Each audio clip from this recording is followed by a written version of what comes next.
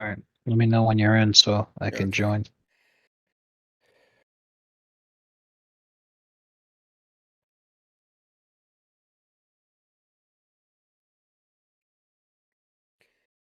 Hey.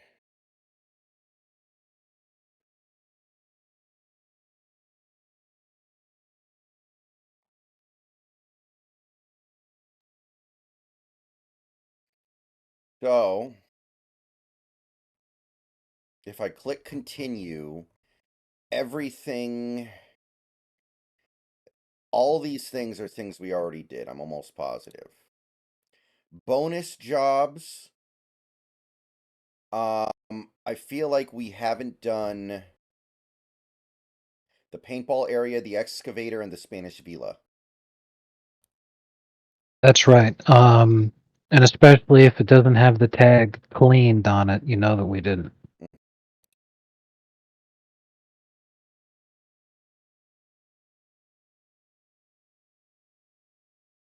Okay.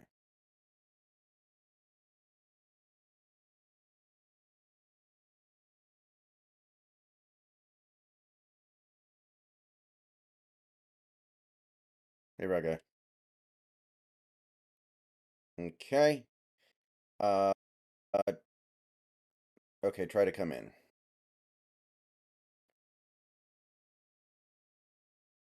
All right.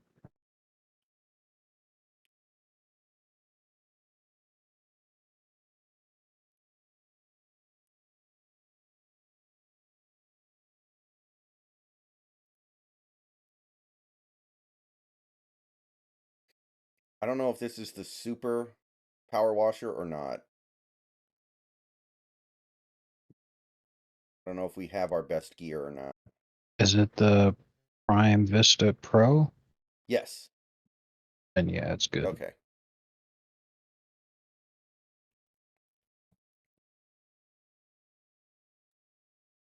I forgot how slow you move in this game compared to like Doom.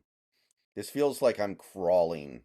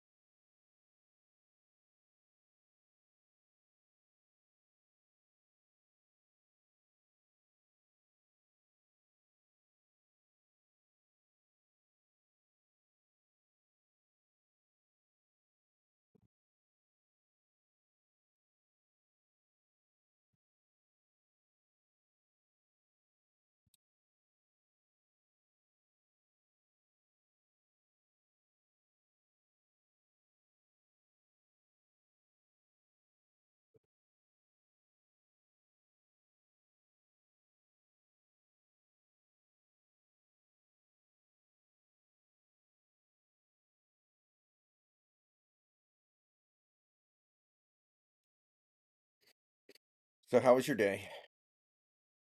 It's all right.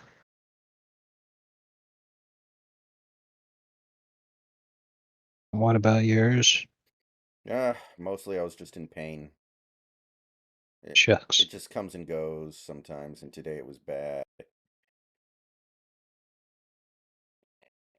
really hope I don't get addicted to ibuprofen during this. I don't even know if that's a thing, Oh, getting addicted to ibuprofen. yeah, usually you need stronger stuff to build a real addiction. What's more likely is just that you'll build up a tolerance to it, so it won't be as effective. Yeah.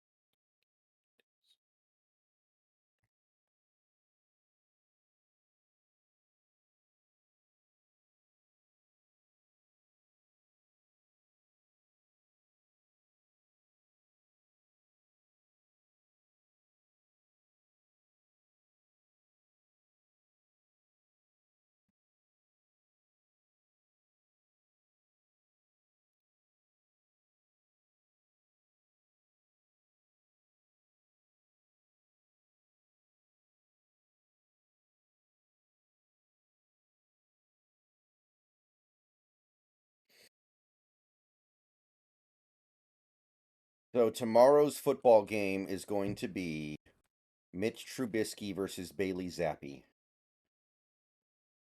I've only heard of one of those guys. Yeah, Bailey Zappi is Mac Jones's backup, Lamau. which says all that need be said.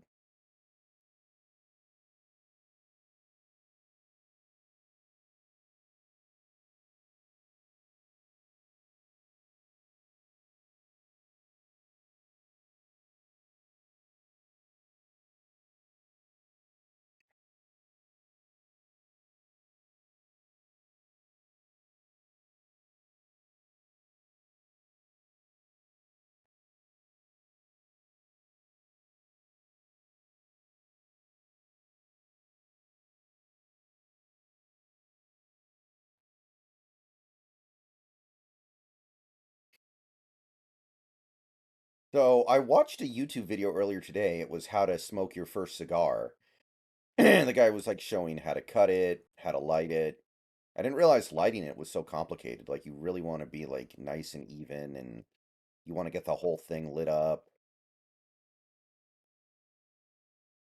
Yeah, but one thing to keep in mind is that if you've done it wrong, which I wouldn't even consider to be a thing, but rather just like in a subpar fashion, you're not even really going to be able to tell the difference if you really are doing it, for the first time. And that's the thing, and like a lot of people, they always want to do things perfectly right, but somebody who's trying something for the first time, they're not even going to be able to tell the difference. They're not going to know. Hmm.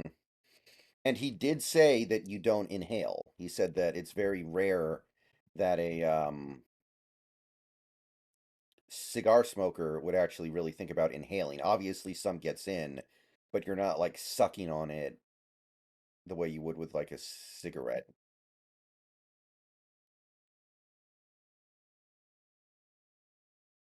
Just the thing that is a real concern though is to make sure that it's fresh, in the sense of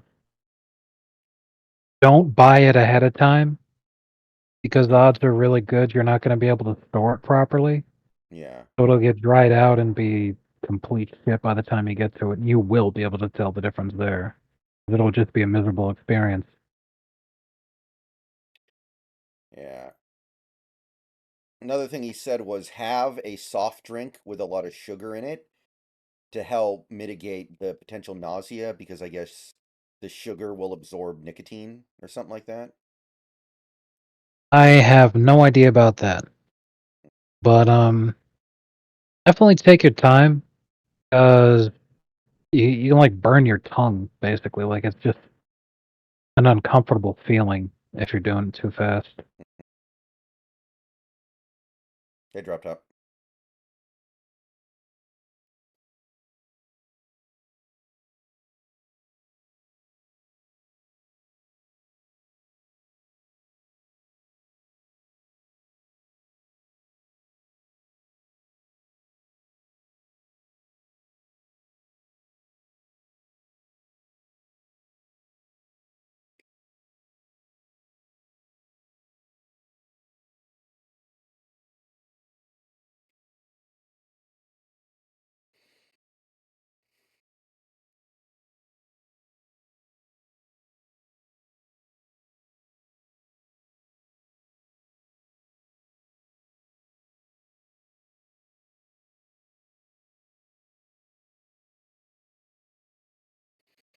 And a crackwood is a cigar loaded with weed, right?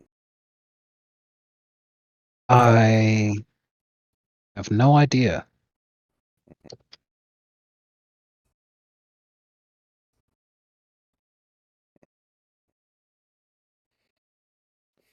Do we have a real ladder or just a step stool? There should be a ladder around here somewhere. I haven't seen it. I picked up the step stool thing, but I don't know if we have a real ladder. Because this is a little step stool thing that I picked up. But I think real ladder is no. Barnacles.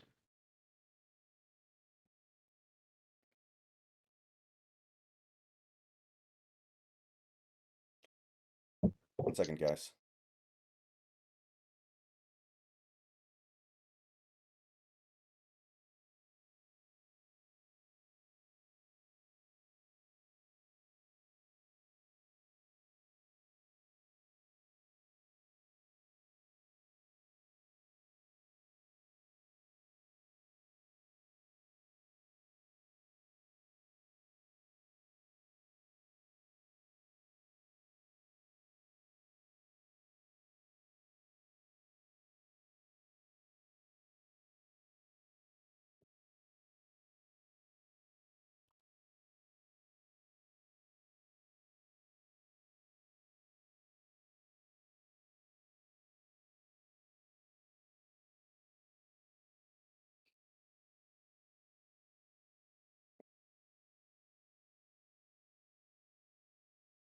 Yeah, that would be so awesome if Conor McGregor actually ran for president of Ireland.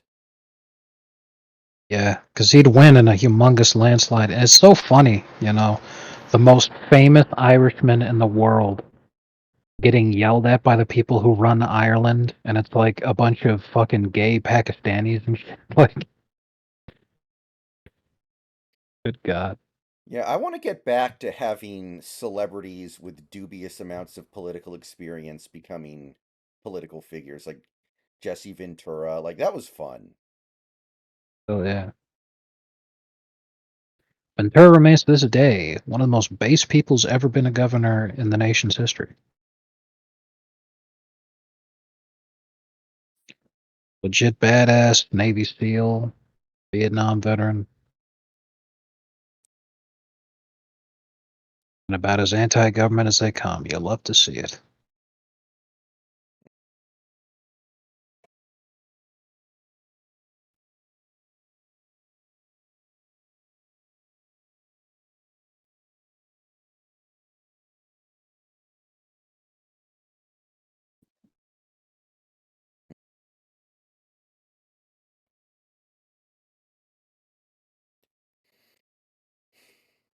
I remember when Rift Tracks was doing the Predator movie, and when I can't remember who it was, one of the guys showed up.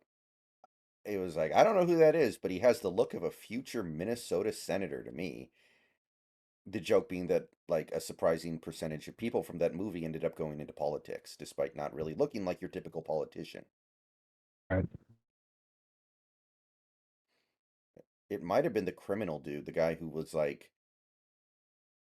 uh, an inmate in a prison, and they pulled him out of Yeah. prison to be in the movie, and they had to have like cops there all the time to make sure he didn't try to run away.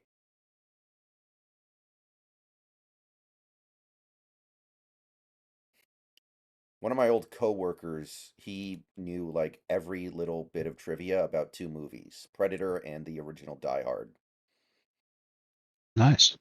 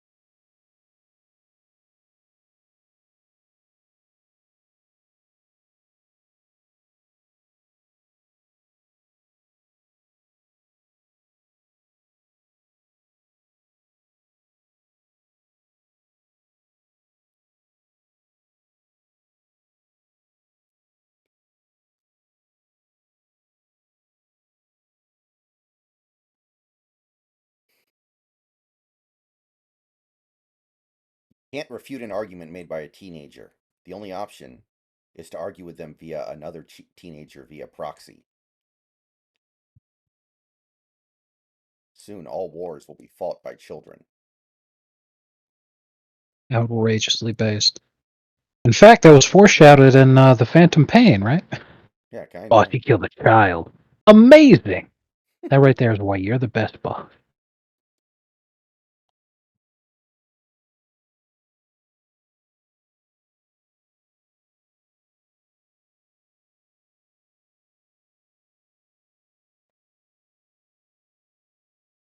That was pretty funny. Accidentally already rinsed it off so you wouldn't be able to see it, but there was actually a human outline against some of the paint here. Like they lined a guy up against a wall and just fucking obliterated him. I haven't paintballed in like 15 years, I think. Maybe, probably more. What you should do is bring your own equipment and then just sneak in to somebody's thing, because then everyone's the target, and just Just be an agent of chaos. exactly.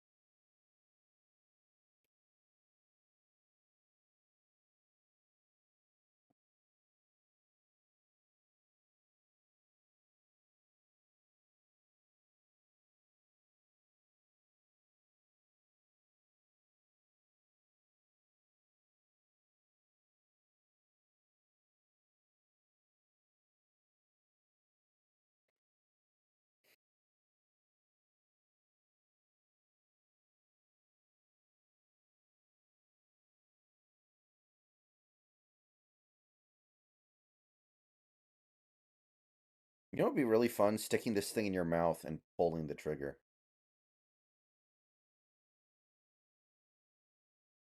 That would feel incredible, I think.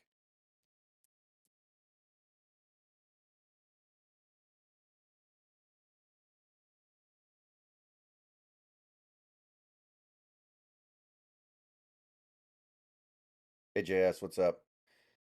Oh yeah, Turns JS, out the I watched the first episode of Fargo just now. Just nice. the first episode, though.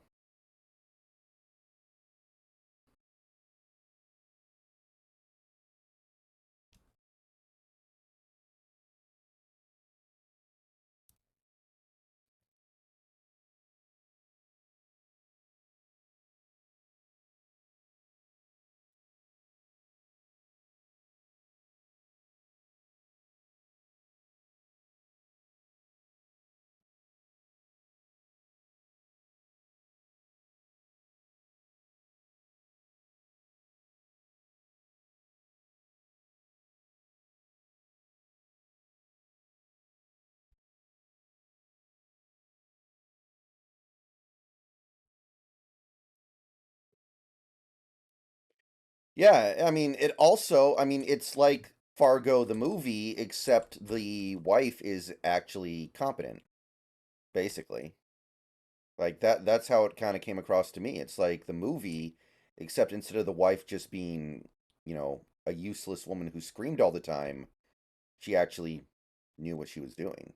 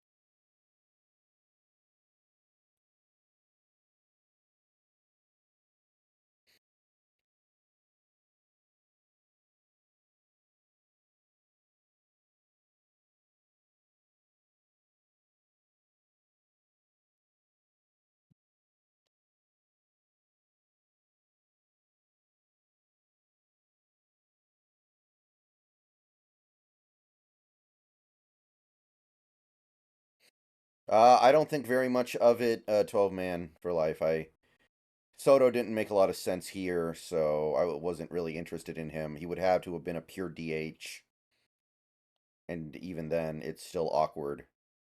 So the marine layer really kind of forces us to not be so focused on home runs, I think, which sucks because it's so counterintuitive to modern day baseball, but the marine layer just really kills a lot of our potential power. I mean, the Diamondbacks didn't win the World Series, but they still made the World Series with a very not home run oriented offense. That's So true.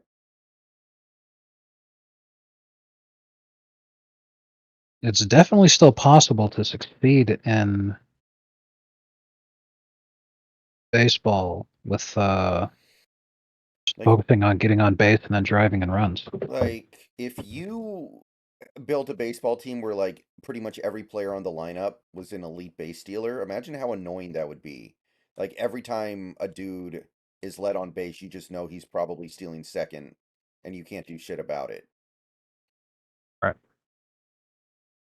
Like that would probably work. Especially especially with what it's like for pitchers now with getting all the blame for people considering baseball boring.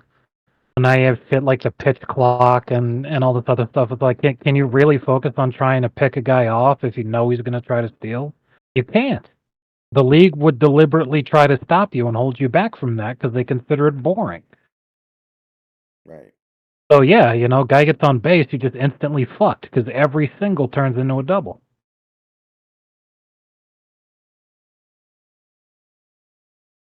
Yeah, that would be a nightmare to have to deal with in the modern league.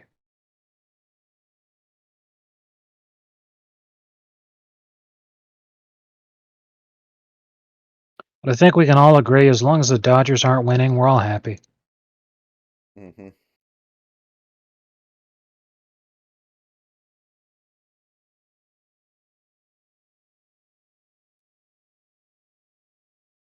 I can't wait for Shohei to sign with another team besides the Dodgers and for that guy to get so fucked.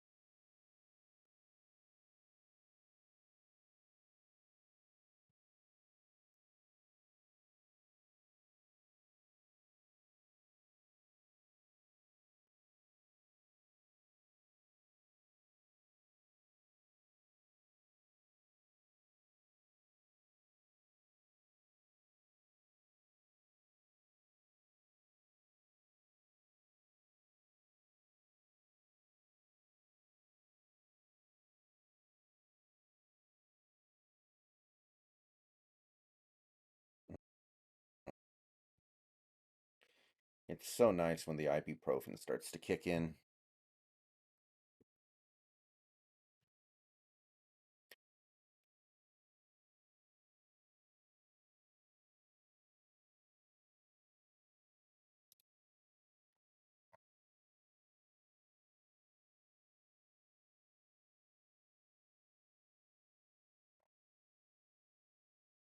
So all fences and all fence posts are now finished, completely clean.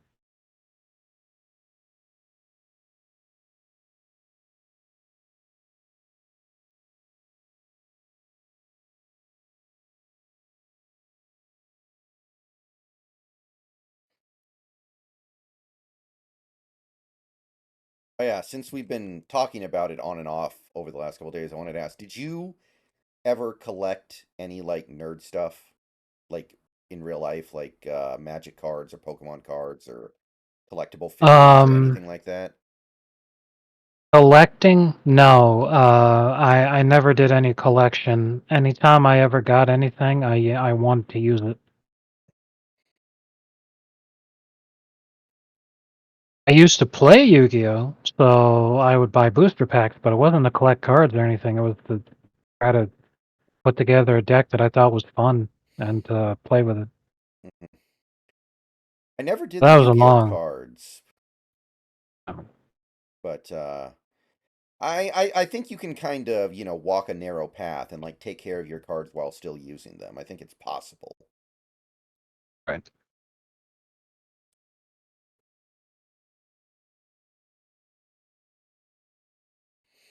I used to be a football player like you, and then I took a football to the knee. Nice. I mean, I think an injury like that was something Cam Newton was scared about when. Oh God. I wonder if he'll ever live that down. That was in 2011. The Niners and Giants were playing in the NFC title game to go to the Super Bowl, and the Niners lost the game because their punt returner let the ball bounce off his knee, and the Giants Wow. recovered it. And the joke that everyone was making the next day was he used to be a football player and then he took a football to the knee. Nice.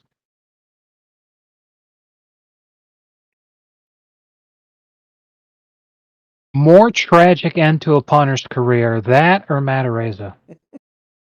What do you think? I mean, Matt Reyes is the ultimate tragedy because he didn't deserve it. Like the guy who the ball bounced off Absolutely. his knee deserved it. Matareza. This is my favorite store in the city. Fucking legend. I'm gonna do the same exact shit. Anytime I sniff some kind of fucking like I'm talking to some girl and I'm like, wait a minute, she's obviously a Fed.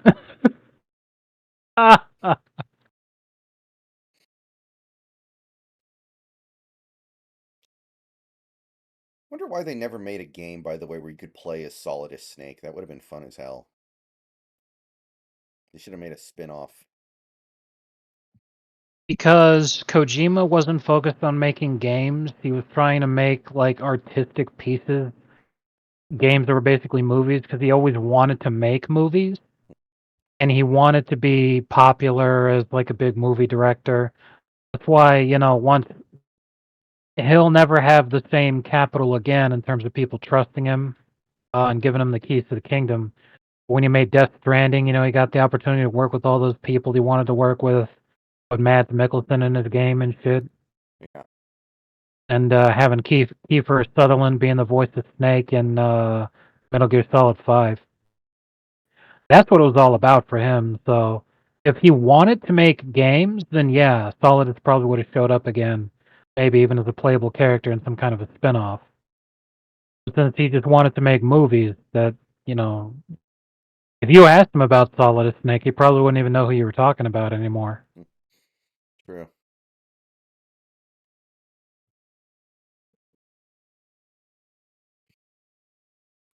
You know, 12 Man for Life, I feel like all four teams could reasonably win the national championship this year.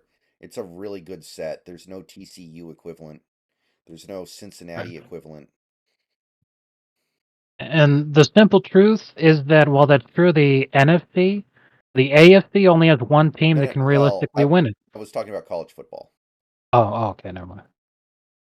because only 4 teams make the playoff, and unlike most years, I feel like this year any of them could do it.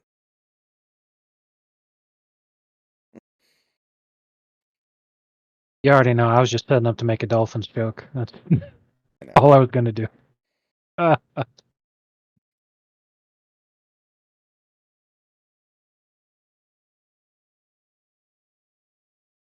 Well, if you had to guess, who do you think would win the national championship this year in college football? I'm gonna say Michigan. Harbaugh's gonna do it while It's suspended. So then, like, his assistant's gonna do it, and he's gonna be like, "Yeah, they use my system of cheating, and that's it's so how we tough got it." though, because Nick Saban is like the master of winning big games, and Harbaugh always chokes. But maybe I think this is his year. Like people have gotten really caught up in the fact that Alabama beat Georgia, and they're ignoring the fact that Georgia really didn't play that well for most of this season. Like they should have lost to Auburn. They had a couple of other bad wins. Like people have completely just gotten lost in the fact that, oh, they beat Georgia. Therefore, they're the best team, even though they spent all season showing you that they were actually one of the worst Alabama teams ever under Nick Saban ever.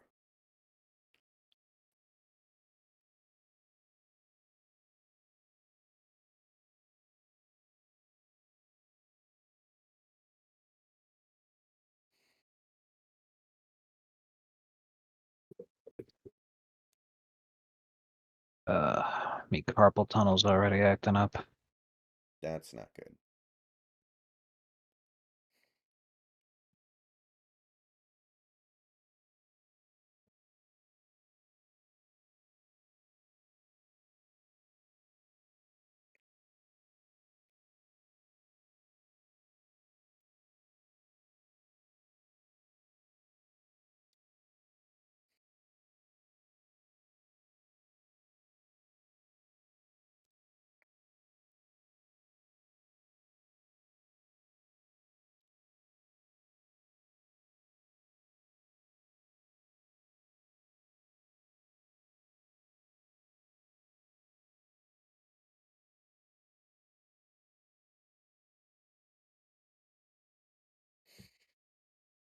The game's been called due to an abundance of pain.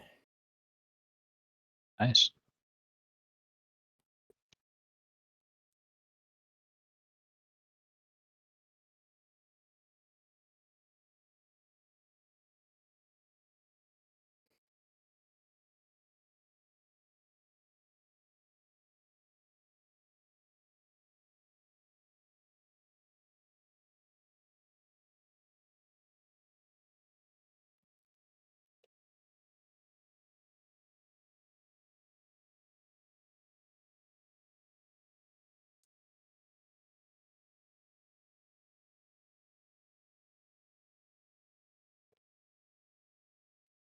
Yeah, I guess I have to make a video about it, but fuck, I'm not What? looking forward to that. Well, Oh, you know who Jamal Adams is, right? yes. Okay, well, on Thursday he was in coverage and he gave up a touchdown, and a New York Jets reporter something who I guess him and Jamal didn't get along from when Jamal Adams played in New York. So he tweeted out like the video of him giving up the touchdown in with the caption "Yikes." So after the game, Jamal Adams got on Twitter and tweeted a picture of the reporter's wife and said "Yikes." It's fucking based. I mean, hey man, if you don't be surprised when people clap back. Like you gotta. Yeah, and today he was asked about it, and he was like, he went low, I went lower. That's damn good. So the video would just be, I support what he did. Oh, that'd be a great way to tank my career. Do you want me to be Boogie? Yes. I mean, hey, Boogie still has that really nice house and a impressionable young girl that he somehow brainwashed into being his slave. That would be nice to have. Exactly. It's like from Archer. I had to go to that house every year and listen to my great grandmother bitch about Abraham Lincoln. Apparently, slavery was pretty cool. Fucking A. It's that fucking Breaking Bad meme of Walter in a car screaming.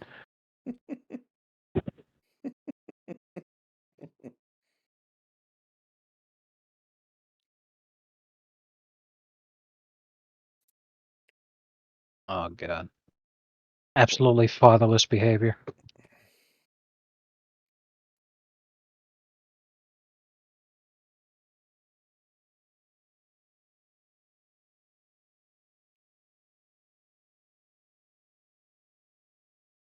Yeah, What that's if a it good turns point, out that JS. girl's just with him because, like, he took out, like, a 7-figure life insurance policy on the guy?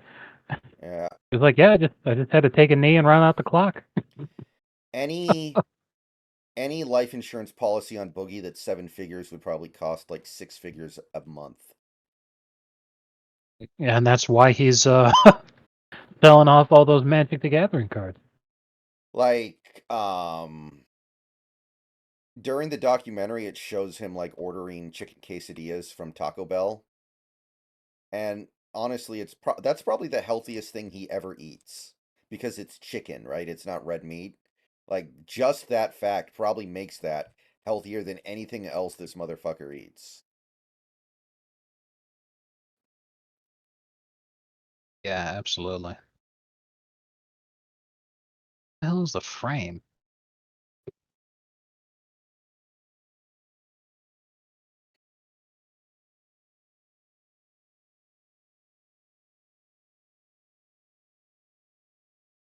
Yeah.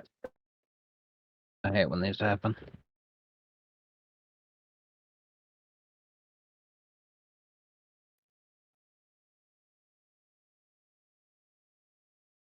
Thank you.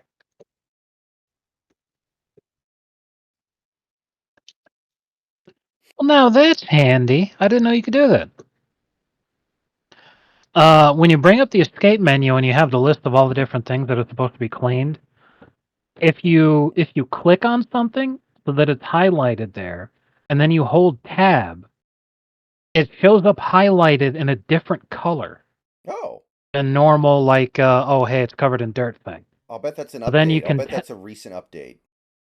yeah, that's really handy because like having that now, all of a sudden you can actually look for the fucking thing that you need to finish way easier now. That is so great.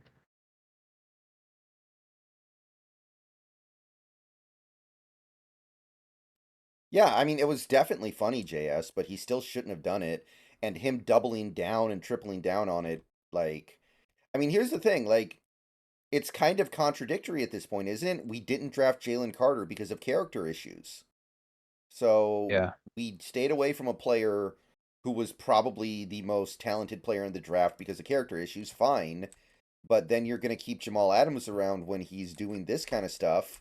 It's like, okay, are you a high character organization or not? Yeah, So I don't know. exactly. Yeah, it's exactly like Joker said about yes, it was funny, but it's fucked up. Like I, of course, made jokes because I also thought it was funny, and that's the character that I'm portraying here. But seriously, the guy had appropriate and legitimate criticism towards his play. Yeah. He performed badly on one play during a game. So the reporter was calling attention to it. Now maybe the reporter could have been, not a jerk, say something instead of just yikes. Be like on this play, Jamal Adams completely blew his coverage. It's unfortunate to have a play like this in the game or something, whatever. But like that's legitimate something to criticize. Then all of a sudden, being like, oh yeah, the guy's wife is ugly. That's just mean. Yeah, that's Again, it's hilarious, but it that's way fucking uncalled for. When he said the reporter went low, I went lower, that's accurate. And he even understands that he went in a direction he really shouldn't have, but he doesn't care that he shouldn't have done it. He's happy and proud that he did it. Right, That's exactly. really fucked up. Yeah, you know. Hmm. Yeah, we can all agree it was funny, but like that's you're a dick. And if he's cool being a dick, that's fine. But then you start asking, okay, well, can we? Do we need that in our locker room right now Right, when we have a lot of young, maybe even impressionable players? right. You know, so either you gotta punish the guy somehow to let him know, hey, what you did was inappropriate. We can't have that. Or exactly like Joker said, now what if we're gonna pass on generational level talents because of character issues, and we're gonna think this is fine? Then stop passing on generational talent because of character issues. Exactly, yeah. I was just yeah, Scarecrow Bard. That um Moist Critical and his buddies actually did like a joint watch along of the Boogie Doc on their podcast. And when they got to that part, that the room went wild. Like everybody just started laughing hysterically. Which part? Okay, so after he goes into the woods and has his shroom trip with the shaman dude, Right, he goes back home, goes to bed, and then it shows him the next morning waking up, and he uses one of those CPAP machines, right? right. So his alarm goes off, he gets up, he takes off the CPAP machine, sits up, and then he grabs this can of Mountain Dew that was sitting next to his bed all night and drinks out of it. Like that is the first fucking thing he does when he wakes up in the morning. And I'm like, I mean, how can that even taste remotely good?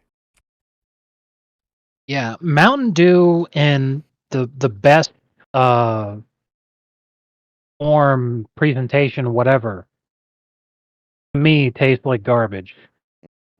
Drinking it warm and flat because it's been you said that it had already been opened, right? It was just Yeah, it sitting there was all this night. half-opened can of half-drunk can of Mountain Dew that was sitting by his bed all night. Right, so it's gonna be warm and it's gonna be flat. All the carbonation's gone. Hmm. What the hell's even the point? It's gonna taste like shit. Yeah. When that happened, like he brought down the house. Everybody was just like, "Oh my God." Was it even a better reaction than when he was talking about the N word? And the guy's like, "So say it." Then he looks directly into the camera. He says, "No, I'm not going to say it." And he looks terrified. Like he's like, "Oh God, what have I done?" Yeah. There was one part of the documentary where he compared his addiction to consumerism to Mitch Hedberg's addiction to cocaine or heroin or whatever it was, Unbelievable. which people didn't seem to appreciate. Yeah, I wonder why. My God. Okay. What a catastrophe of a human being.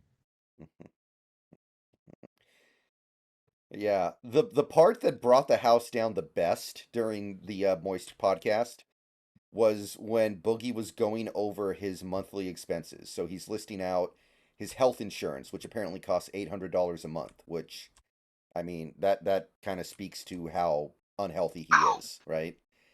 Yeah. And then, he's also doing like doctor's visits, labs, medical bills, mortgage, utilities, internet, um, car payments. He's doing all these things that he has to pay, car insurance, making this list, groceries, Diablo 4, and then like the list is like populating on screen. And then he's like, I had to buy Diablo 4. I had to buy Final Fantasy 16. I had to buy Tears of the Kingdom. And when he starts listing off video games next to like his actual life Right. requiring expenses, that fucking brought the house down. Everybody just started dying. Yeah, I completely believe that. My God. So I go, no, I have to spend $800 a month on my health insurance. You can't even imagine the food bills that I have to go through. Also, I had to buy Diablo 4. That was a huge. And they even did a little bit of research and determined that Boogie never even played Final Fantasy 16 or Diablo 4. He bought them and then just let them sit there. I believe it. In fact, like they looked at his PlayStation profile, and he's only played 2 games all year: Wow. Forspoken and Spider-Man 2. And Forspoken, he turned on and immediately turned it off. He played it for like 5 minutes. Yikes. That's what they call a fake nerd. Yeah, that. Ugh.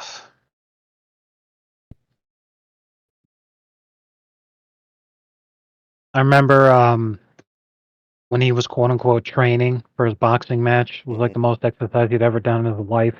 Yeah. He actually was losing a ton of weight because when you go from being like 800 pounds and living an absolutely sedentary lifestyle to even just the most minute of fucking exercise, you will get fat like crazy. Because your body's not supposed to be almost 1,000 pounds. But after he selected an opponent for his boxing match, people kept trying to convince him to fight Sam Hyde, and he's all like, "If I fought Sam Hyde, I would die." And everyone was like, "We know, fight Sam Hyde." And the oh god, that was glorious. God, Sam Hyde needs to box again. I 100% agree with you. But he won't do it until he can fight Hassan Piker, and everyone that's the match of the century. Everybody wants to see that one. Last century was Ali versus Frazier. This century, Ahmad versus Hassan. Hassan Piker, I'm coming for you. In the boxing arena, right? No, in real life. I'm gonna go to his house. JS, thank you for the gifted sub to Scarecrow Bar. Congratulations, Scarecrow. Nice.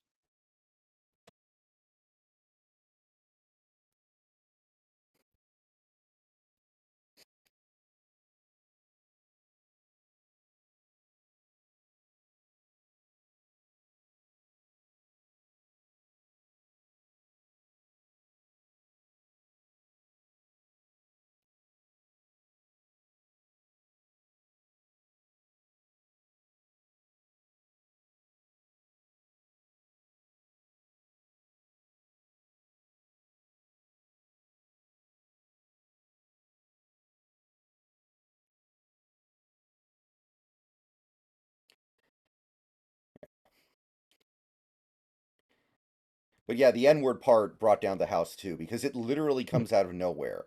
The documentary is Yeah. showing game night with all of his friends, and then it just cuts to Boogie laying there on his bed saying, "The N word is just a word, man." So when that comes up, they just all were like, "Oh, Jesus Christ." It was great. Outstanding.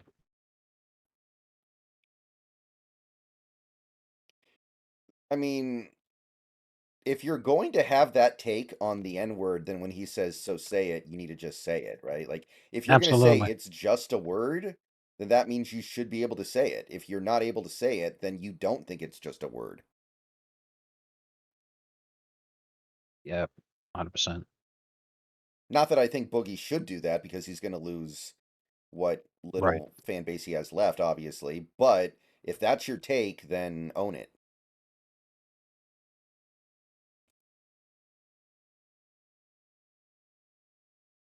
Next boxing match is against Al Sharpton.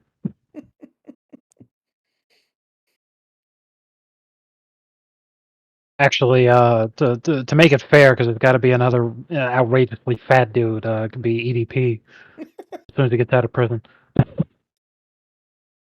Ah, good God.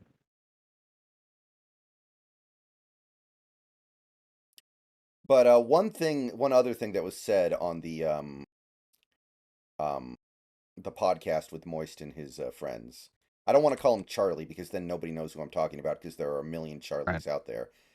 But Right. one thing they said was, Boogie was never good at YouTube. He was just there first. Like Yeah. his Francis skits are stupid. It's just those were the only things that were there on the platform at first because he was there first. Right. Like Tourette's guy was a big time meme early on, and it's something that still holds up to this day. But who the fuck still watches Boogie's old shit? Hmm. Yeah, that kind of stuff doesn't really work on the platform that well anymore anyway, but it's just him like some fat kid yelling and screaming about how much he doesn't like something, and it's like I don't think I've ever finished a Francis video from Boogie because they're so unentertaining and painful to watch. So like the point they made was he wasn't good at it.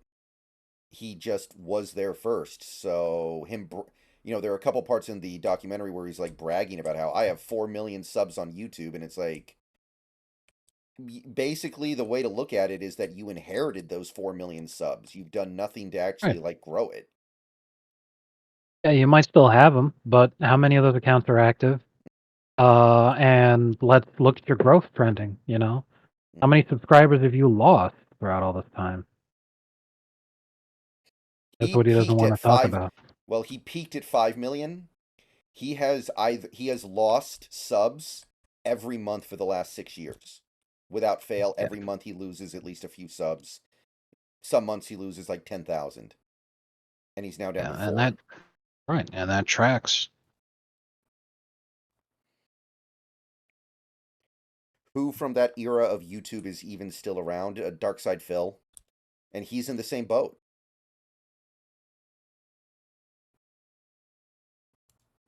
Yeah, I think Wings of Redemption was big a little after Boogie was big, but he's still there. But I mean, these are not the people you want to compare yourselves to if you're trying to like right. make yourself feel good. Like these are the biggest losers of the internet. Right. The people who were truly successful have pretty much retired by now because they actually managed to turn that popularity that they had into something that was workable for them financially. So then they could end up like PewDiePie, where he basically retired to go raise his family because he's like, I got more money than I know what to do with. I could make like one video a month if I wanted to continue making money. I make outrageous amounts by doing nothing. So, I'd rather just focus on having a family right now. I'm living the dream. Do you Whereas guys remember? like Boogie and Darkside Phil are not living the dream. Yeah. It's like they're all Sisyphus just pushing that rock up the mountain forever, and there's no way out. Right. That's the best way I would put it. Like, Or honestly, the only reason why Boogie hasn't been evicted from his house yet is because the documentary made his channel actually get a bump. Like, he made a lot of videos over the last month that got to over 100,000 views because they were connected to the documentary, and the documentary actually like people wanted to see what he had to say about it. But his right. normal videos get like 20,000 views, which I mean, I've made videos that get 20,000 views, and I have literally 0.5% of the subs that he has.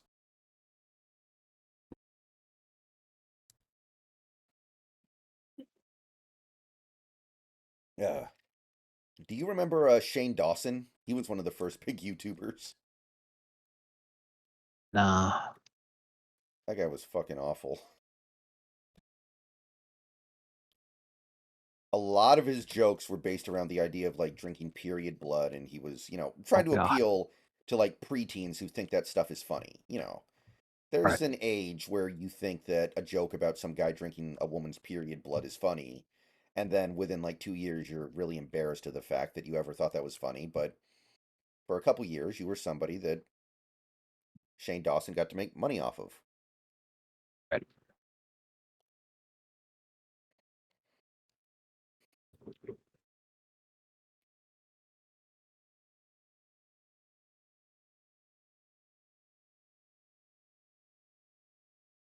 I am disturbed by how many of the big YouTubers kind of go crazy eventually.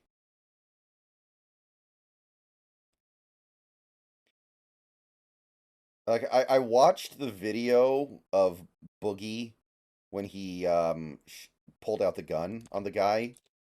Like it is so like depressing because like he gets on Keemstar's show and the other guy Frank Hassel is on with Keemstar and Boogie calls in and he's like, Come to my house, motherfucker. Come to my house. I'll fucking kill you, motherfucker. Come here right now. You know where I live. And then the dude shows up at Boogie's door, and you can tell Boogie is so terrified that he actually did what he told him to do. Right. He thought he was just playing it up for the Keemstar show, but he didn't think he would actually do it. And then he like gets his roommate's gun, and he fires a warning shot into the air in a school zone. Oh man. Yeah, warning shots are not smart. Legally, they are a very, very bad idea. So never, ever, ever fire a shot under any circumstances unless you were intending to actually shoot someone. If you're not intending for that bullet to go inside someone, then don't fucking fire. Yeah, Firing a warning shot is an excellent way to end up fucked for life. It shit only exists in movies for a reason. Warning shots aren't a real thing. yeah, and also at one point Boogie says, "I'll shoot to wound," and Frank Oh Castle just god. starts laughing his ass off because that's another thing that also is not a thing. Yeah, exactly. What the fuck?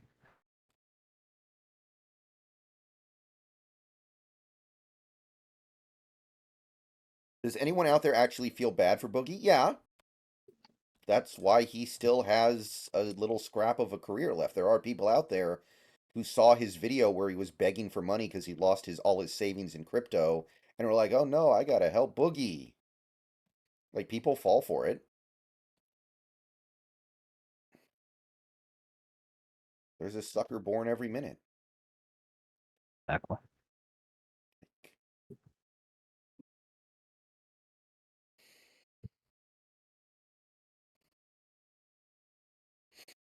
Like go like Scarecrow if you want to see, like go to Boogie's video where he was begging for money last year.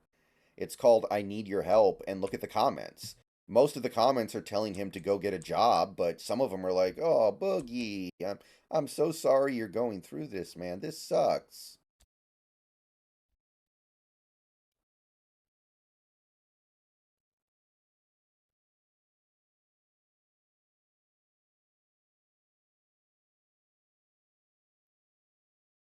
As the saying goes, the fool and his money are easily parted. Just don't end up being the fool, guys. Oh yeah, I remember Niga Higa. Yeah, Niga Higa, Ray William Johnson, Shane Dawson, Fred. Oh my god, fucking Fred. I remember that. And Smosh. I saw someone mention on the internet the other day the annoying orange still making videos. Okay, Yeah. so the track still. Yeah. Damn hard to find where the dirt on that fucking thing is though, 'cause it's so long. Yeah. I mean, the real problem is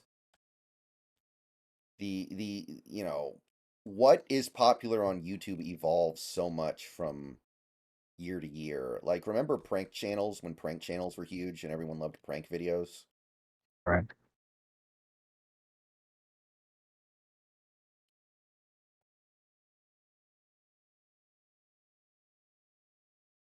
Yeah, there's also one part in the documentary where the prostitute or call girl or whatever the fuck you want to call her that he slept with, like she goes over how much money Boogie spent on her that night that they spent together.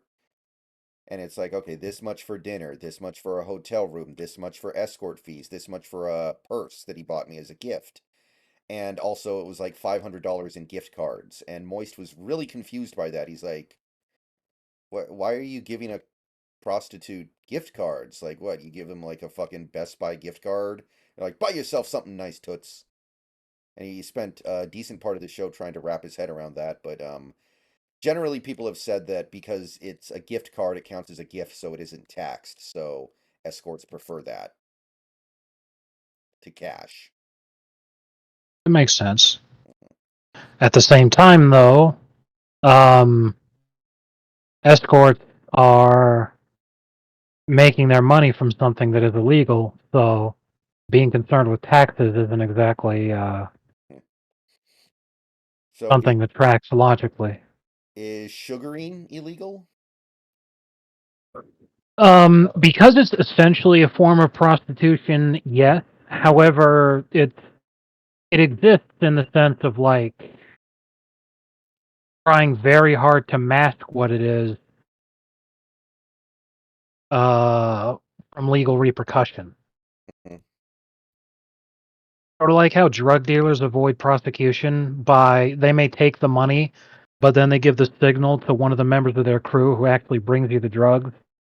So legally, like everyone in the world knows you're buying drugs from this drug dealer.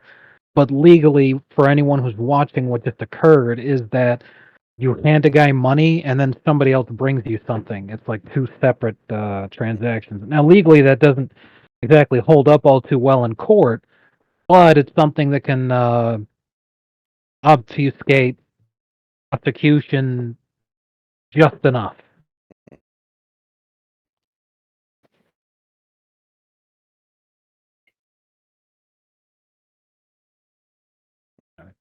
Oh yeah, Scarecrow Bar. That's 100% why he would take them to like Disneyland and Times Square and stuff. He wanted to be seen with them. That's like the Right. point. Like they just didn't have Boogie say that in the documentary because it's so obvious. Like if he just wanted to fuck them, then he would have just paid the escort fees and fucked them, and he'd still have a lot of money probably. Right.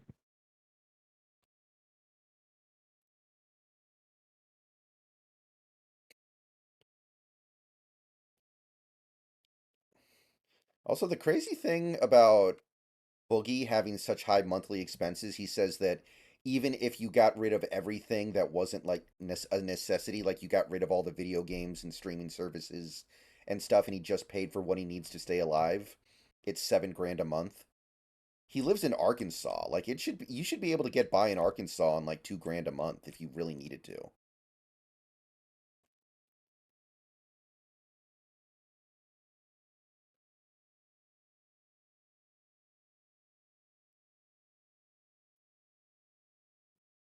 Yeah, the average cost of living in Arkansas for a single person is $17.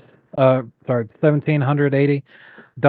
For a family of four, it's $4,266 a month. So if he's spending, you said 7 grand, Yeah. that's damn near twice of what it would cost for a family of four. That's outrageous. Yeah, most of it is because he's so unhealthy. He's constantly going to the doctor and paying massive medical bills, but I mean, even that's his fault. Exactly. It's all because he's lazy. Because fucking years ago he knew it was a huge issue, and again I constantly bring it up because like he got a hell of an offer. Fucking DDP offered to be his trainer to help him out for free because of how popular and how big of a YouTuber Boogie was. It would have really increased the visibility for DDP's program. It would have been a major feather in his cap. He's all like, I helped out one of the fattest dudes on the planet and a fairly famous YouTuber. You know, I helped get this guy into shape. So fucking DDP offers to personally train you for free, and you turn him down. You deserve exactly what you end up with, which is what he's having to fucking deal with right now. Like that is my god, that's fucking wild, man. Yeah, like honestly, if I were him, I would almost just stop going to the doctors and just wait to die. Like, what's the difference if you're going Yeah. to eat Taco Bell every day? Like, Or great. move to Canada, and then the doctor's visit only has to happen once. Yeah, it's like if you're not going to take care of yourself at all, why do you keep going to the doctor? This is the Yeah. most expensive way to commit suicide ever. Right. And he keeps talking about, he's all like, well, I won't have to worry about that because I'll die any day now. And it's all like, you're spending money so that the doctor can prolong your life as long as possible with medication, but anything that requires work on your part is something you refuse to do. But you will spend outrageous amounts of money hoping for some magic pill that'll make you not fat. Like, it's the easiest thing in the world to fucking take care of and fix. He just doesn't want to do it. It's impossible to have sympathy for that guy after a long enough period of time, which is why so many people have stopped having sympathy for him. Right. I'm sure at this point 90% of his viewers are hate watchers who just watch him to make fun of him, Exactly. even the few views he does get. So they're watching it with the ad blocker on. Let's go.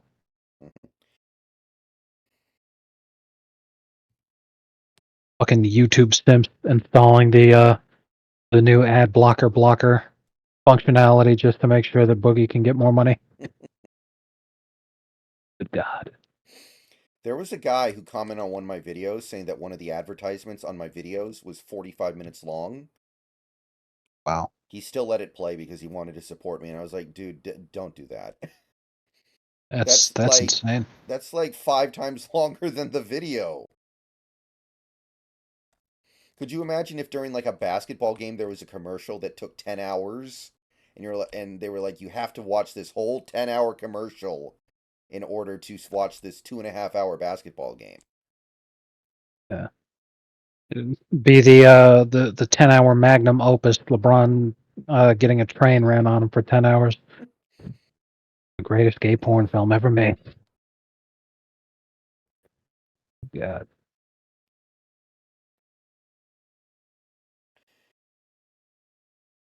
Yeah, and last month Boogie did a video that was like a house tour, and at the video, started the video, he's like, "Let's take a look at my $250,000 house." And then you can like watch that video and immediately go back to a year prior when he was saying, "I'm gonna lose everything. I'm broke. I need your help." Meanwhile, he's got like over $100,000 in equity in his house that he could at any time cash in on.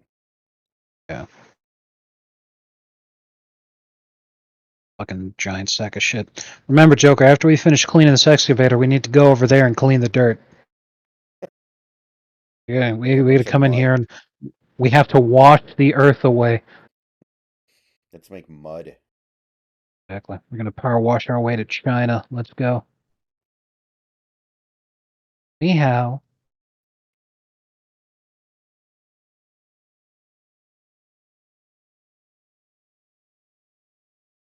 you know what's really impressive is that Asians are renowned for the way that they age so gracefully, and that so many Asians they look way younger than their years for very long into their lives.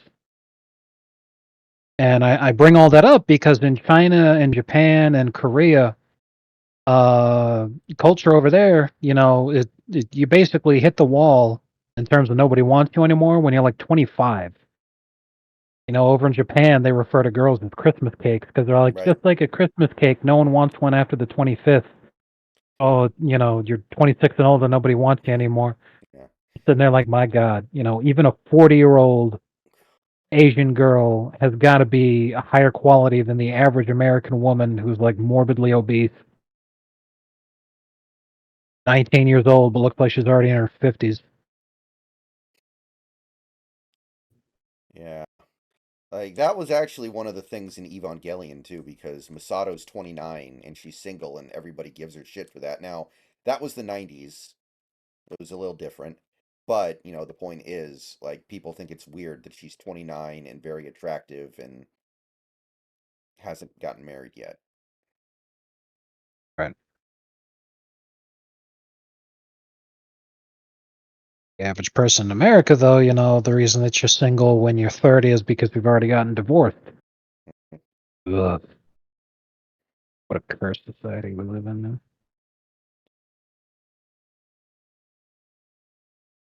Like I said in the Discord, pretty much every woman has the demand for a guy that makes up 0.35% of the U.S. male population. Meanwhile, guys are just like, I don't want her to be mean to me, and that's asking for too much. Good Lord. So to bring it back to what we were talking about, when Boogie's able to get a girl like he's got, somehow it's like, God, how the fuck? How does this happen? Yeah, there's one part in the documentary where he's like showing her all the medical ailments that he has. And it's like this really, really long list of stuff.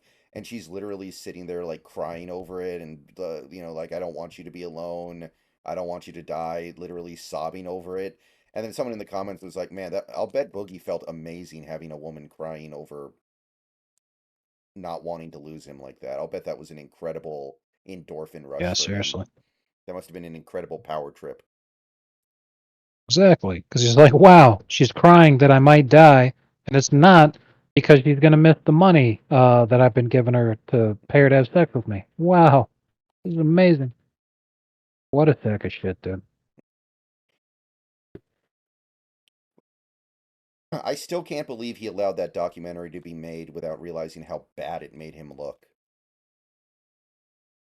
Seriously, like genuinely deranged, thinking it was gonna make him look better. Yeah, I think the only thing he wants is for people to feel pity for him, and that he was hoping the documentary would make people feel pity for him, but I don't even think it worked on that level. I feel pity for the people around him that have to deal with him. Yeah. Like there's this one part early in the doc where he's talking about I was sitting here yesterday, a couple days ago, watching my TV, and the sound bar started to malfunction. It would make a crackling sound whenever someone made an S sound. So even though I'm broke, I immediately went on Amazon and spent $100 on a new sound bar, and it got here a couple days later.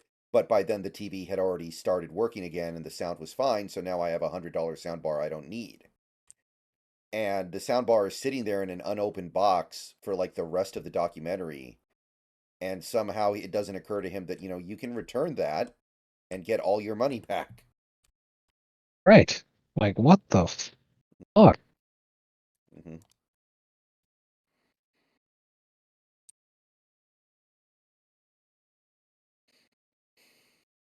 Or maybe he's so afraid that it'll start happening again that he has to have his sound bar sitting there ready to go or something. I don't fucking know. I spent so long hoarding calories that he just hoards everything else, too. Hmm.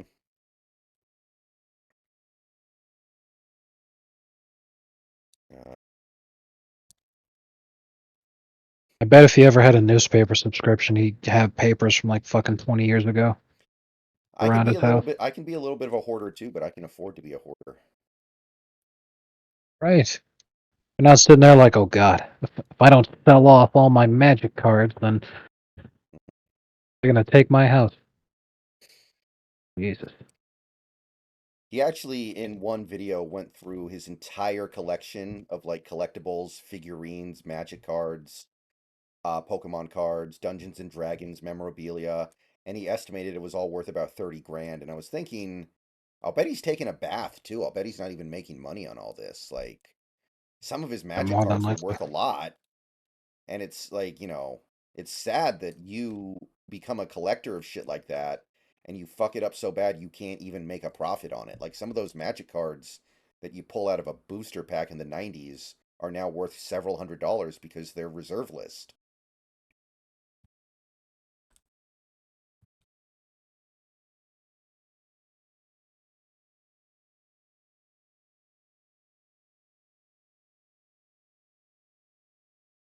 Actually didn't realize Magic was still such a big deal. I thought that was like a 90s and early OOs thing, but I guess it's still going super strong.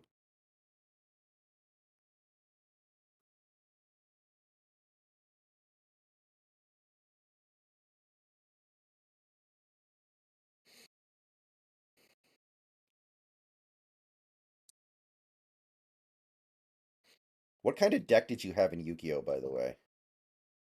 Um, I liked I liked doing an Exodia deck. I liked doing machine monsters and Oh, Bandit Keith. I loved Machine Monsters right. too. Yeah, I liked Bandicoot. I liked tunes like Pegasus's deck.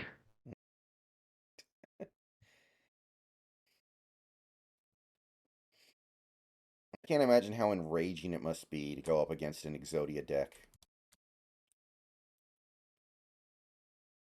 Yeah, a lot of the fun stuff is banned for a reason. It's just so bullshit.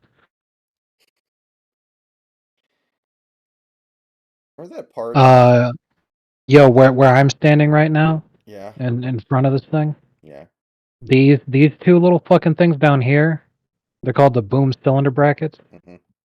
It is extremely fucking difficult to finish cleaning these because like angles and stuff. Like, I wonder if we can move the boom arm or something to make this easier. I'm gonna run around and see if we can. Okay. I think I got it from up here. Oh, nice.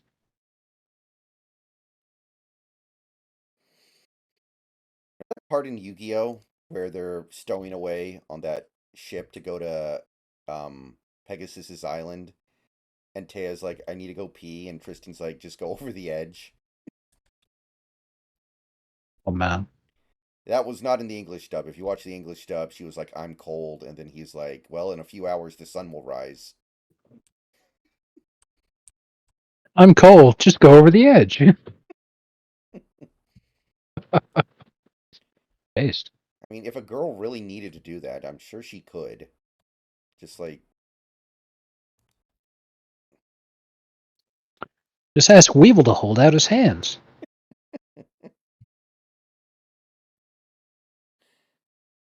I mean, I don't know, Scarecrow Bar. The thing is, you can just stop watching The Simpsons, and it's not that big a deal because it wasn't telling any grand story that needed some kind of finale to justify it. Like, I think when The Simpsons finally ends, it's just going to end. They're not going to do like some, oh, 40 seasons of this show was leading up to this moment. I think it's just going to end. But with something like Game of Thrones, like the first 6 seasons being good, or however many seasons were good, feels like it doesn't matter nearly as much when they can't get to a good conclusion. So I think it's much worse when something like Game of Thrones or Dexter starts to suck at the end.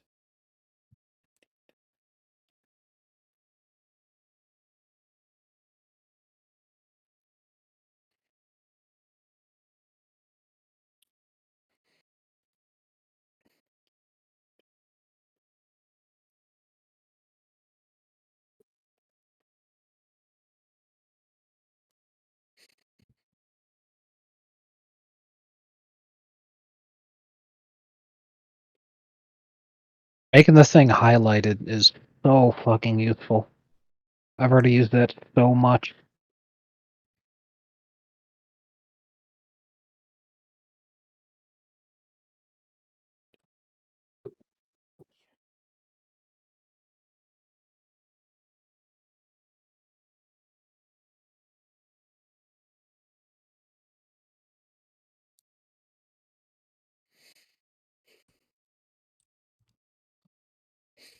So there are a few maps in this section that I know for a fact we've done, but they're not marked as cleaned. I think there was like some kind of glitch initially where you could finish a map and it wouldn't be marked as cleaned, and they fixed it.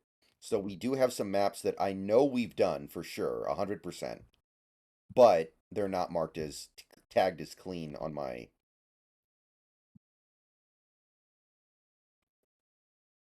instance. Okay, where Makes is. sense. So if you want to redo those maps, we It's like, could, but we did it as far as I'm concerned, so I don't really feel some burning need to.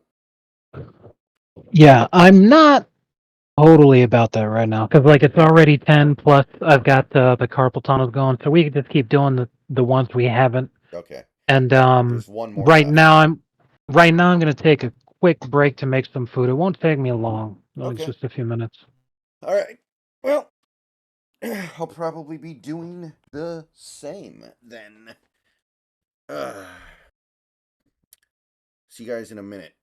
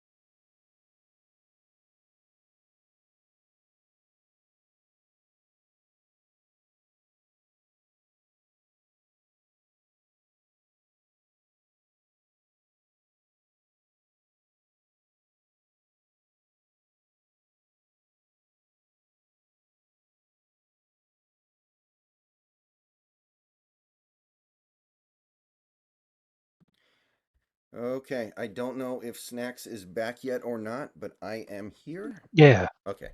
yeah. Okay. So the only mission that I'm pretty sure we haven't done yet that we can do is the Spanish Villa or whatever the fuck. Yeah, that sounds good.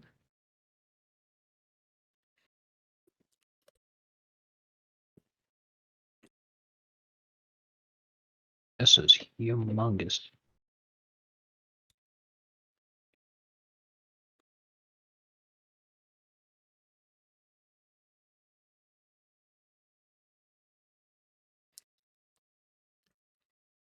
I am evil Homer. I am evil Homer.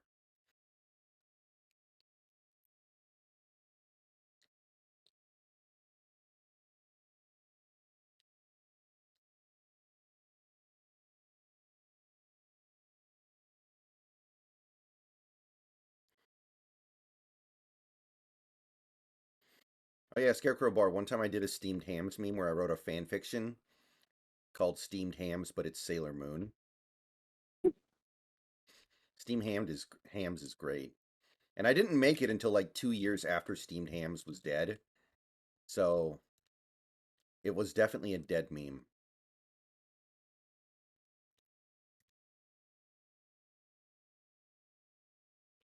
But it is what it is. I remember. I also remember somebody who completely missed the point, and they were like, Yeah. "Did you know that this was very similar to a Simpsons?" God.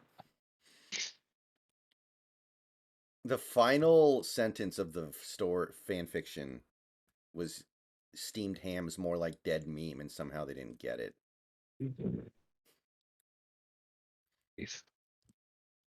Some people are just hopeless.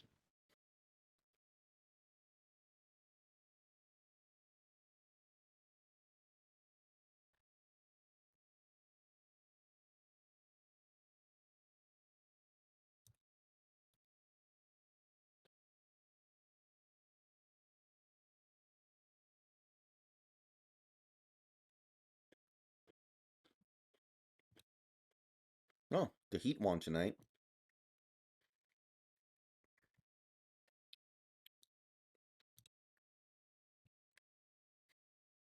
Victor Wembayama, 12 points on 13 shots, 10 rebounds.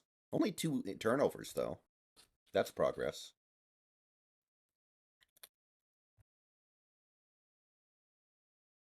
Man, none of the top three highlights for this Spurs Timberwolves game involved Wembayama. That's surprising. Usually they always put him there, no matter what. Exactly. Like the most pedestrian shit always ends up putting them there. I think folks are really starting to turn on him. Well, like there were, well, it's just the expectations were unreasonable. Like Bill Simmons actually said he thought Wembayama would lead the entire league in blocked shots this year. Wild. Like, I think people just got a little ahead of themselves.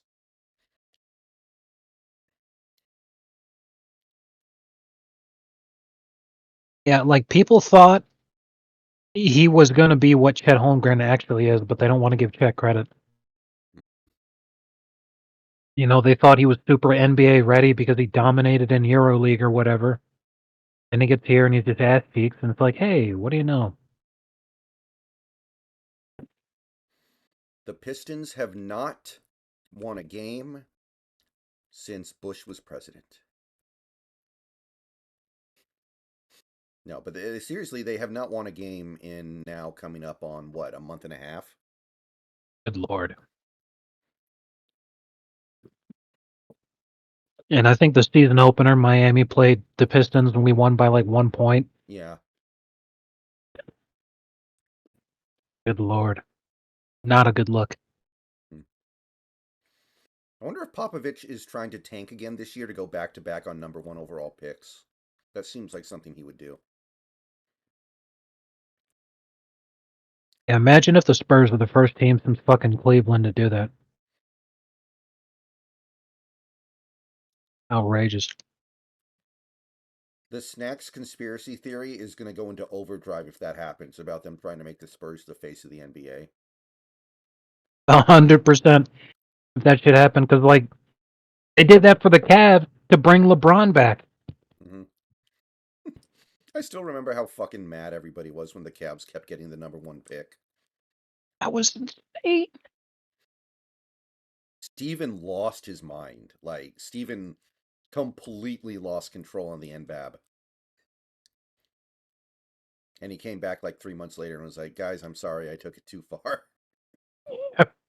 Fucking most mentally stable Jazz fan.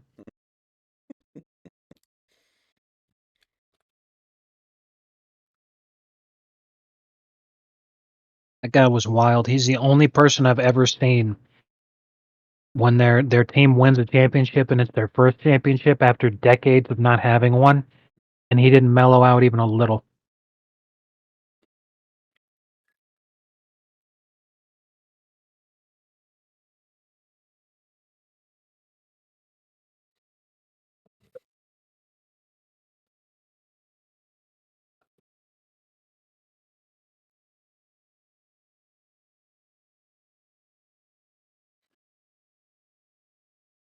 I remember like 2 years ago, he said something like, I'm not kidding.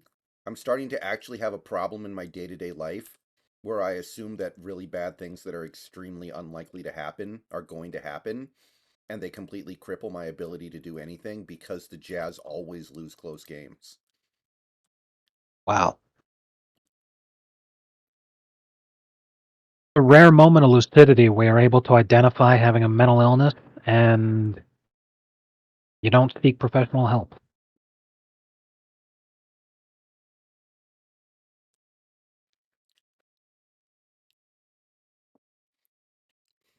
At that point, you got to just feel bad for him.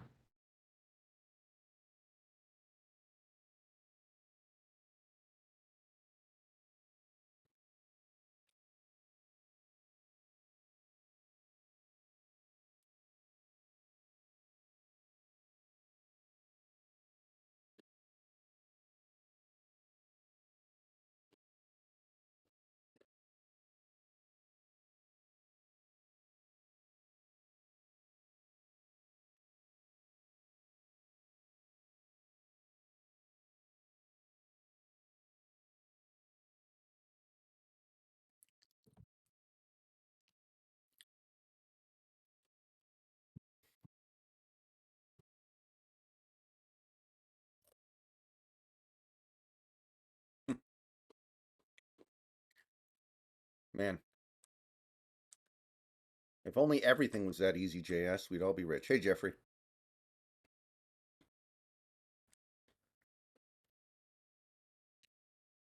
Scarecrow Bar, I only do that kind of stuff off stream. Come on. Don't get me in trouble, man. You guys have no Say, idea what I was drawing in the dirt when I last on Be Right Back. based. And you never will. I still love when Norm had Mike Tyson on his show, and Mike was like, say it, say the N word, say the N word, honky." And Norm was like, "I'm not going to say it on camera because then it'll be out there forever. But I say it in my private life many times."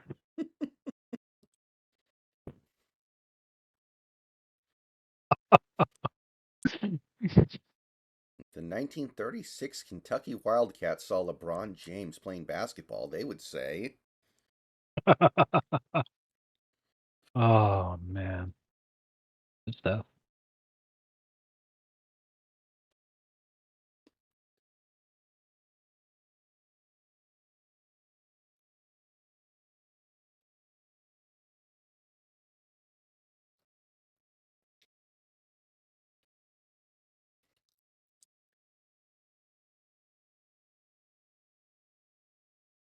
I don't know why, but all of a sudden I have a really big time sweet tooth. I think once the stream's over, I'll go to the grocery store and get a big honking thing of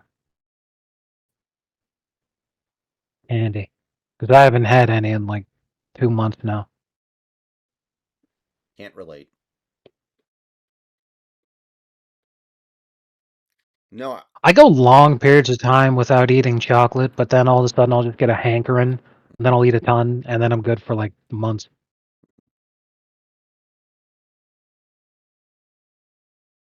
I did not see that Scarecrow bar. I'm not very familiar with Linus, but I am not surprised that he's part of the Me Too bull crap or bastard.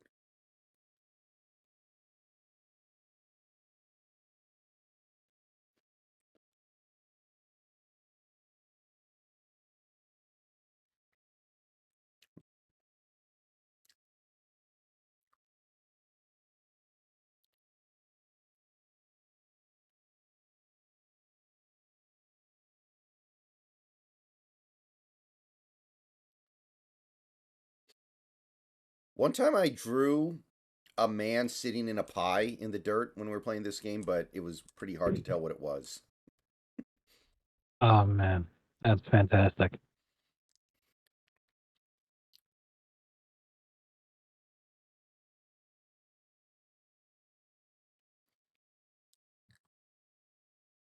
TND declared the law.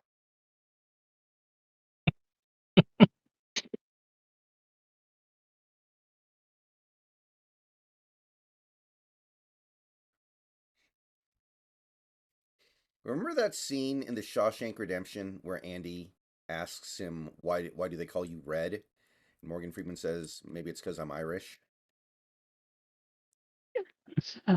That went from being a joke back when he said it to people not understanding the joke anymore, Yeah. and being like, "Oh, oh, I guess he's from Ireland." Like, oh my god, I still fucking love that meme. Irish from Boston versus Irish from Ireland. None of y'all Explain food seasoned. explain now. No, Scarecrow Bar. He's played by Morgan Freeman, so he's black. So he's obviously not Irish, but his nickname is Red. Right. So he's like, they call me Red because I'm Irish, as a joke because he's obviously not Irish, but that joke don't work so well now. It's Which like, itself was a joke to how ridiculous the casting was, because I mean, obviously Morgan Freeman did an outstanding job. But in the Stephen King book, the character Red actually was a red-headed Irishman. it's like how Tommy So DeVito was supposed to be a big guy, and then they let Joe Pesci play him because, well, it's Joe Pesci. right. It was like, sometimes you make casting choices because it just works out that way. But you can make jokes about that kind of thing. Like in the '90s, that was a line that drew chuckles from movie theater audiences. Now it's a line where no one pays any attention to it. And the lingering on Morgan Freeman's smiling face after he says that is just a little weird.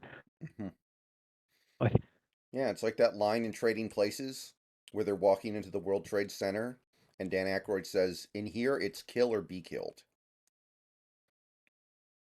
It now means God, something completely different. yeah.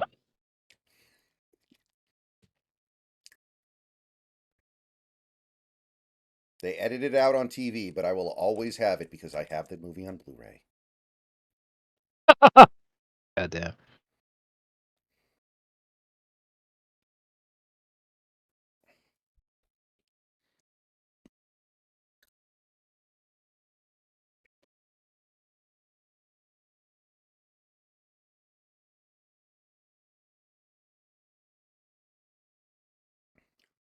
I'll try to clean from the bottom up and focus on the floor first, then move up. Oh yeah, a couple weeks ago on the Hawk's Nest stream that we were doing, the conversation actually turned to how they're trying to pass legislation now to put bugs in food and not have to Oh, say so on the ingredients. oh God. I think it's one of those things where you'd be able to tell because you bite into it, you're like, why does this taste so fucking foul? And then you're like, oh, that's right. It reminds me of that Stone Toss comic where he's like, politics? I just want to grill for God's sake. And he takes out a patty and it's fucking filled with worms and bugs and shit. Remember Snowpiercer? Yes. See, that movie is not even 10 years old. It was made by a liberal filmmaker. And even in that movie, the characters acted in disgust when they realized the food they were eating was made out of bugs. Exactly.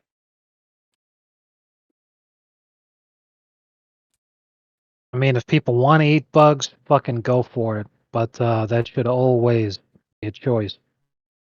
But when fucking Bill Gates a number of years ago decided to buy up a bunch of fly farms and fucking literally cultivating maggots as an agricultural product, because he's like, maggots will be the protein of the future. Oh, fuck off. Because, no one's going to fucking buy the maggot burger willingly. And then along comes Bill Gates spending billions of dollars to lobby the government so that, they can put maggots inside of food without having to tell you. Which just means one thing. I am fucking done shopping at Walmart. I will buy some local farmers markets just because they're not going to try to sneak a fucking burger made out of bug meat. Ask me, Jesus Christ. Hmm. That's wild, man. JS, I think he does know.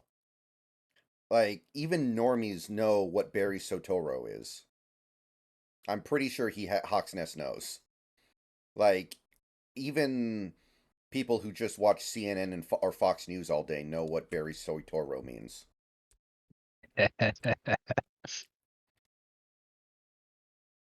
Never forget that Hillary Clinton was the first one that started the birther movement. Yeah. Uh,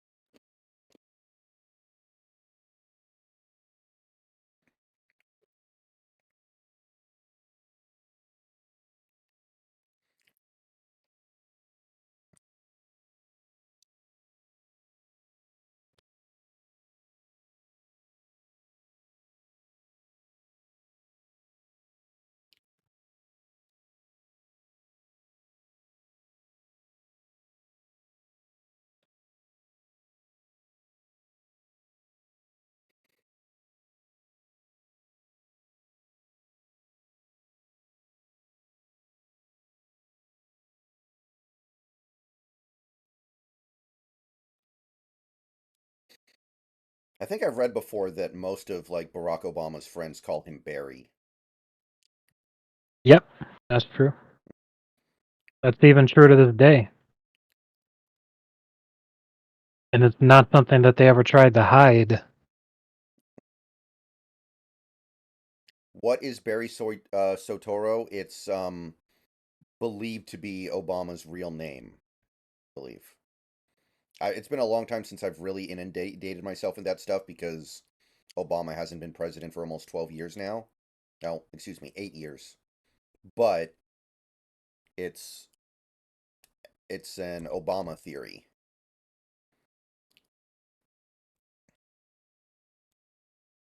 Yeah, it's the name that he went by when he was going to college. And that's relevant because when he was going to college as Barry Soetoro, uh, he never claimed to be a natural born U.S. citizen. His birthplace wasn't Hawaii, it was Kenya, Hmm. was the birthplace of Barry Soetoro. So,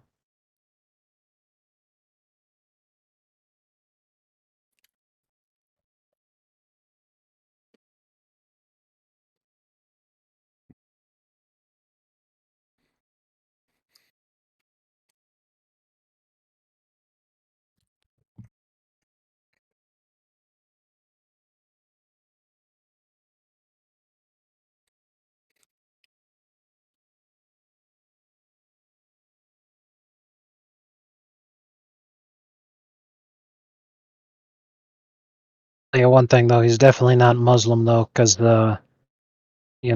Michelle's a man. And Yeah. remember, talking about Michelle being a man is what got Joan Rivers killed. Yeah, I remember Ankh. His mom was like 100% Yeah, convinced that Michelle Obama was a guy. definitely.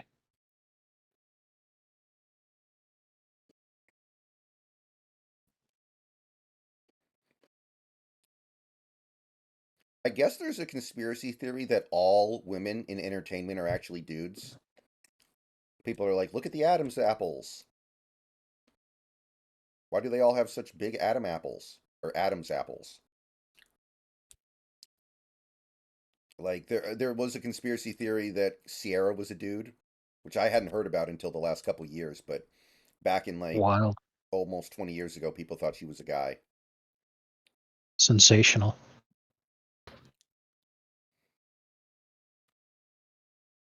Sensational. Then where'd the kid come from becomes my question. Yeah, exactly. Well, But yeah. I mean, it's kind of Russell like Wilson the just bought a child for the it's kind of like the Paul is dead theory, right? right.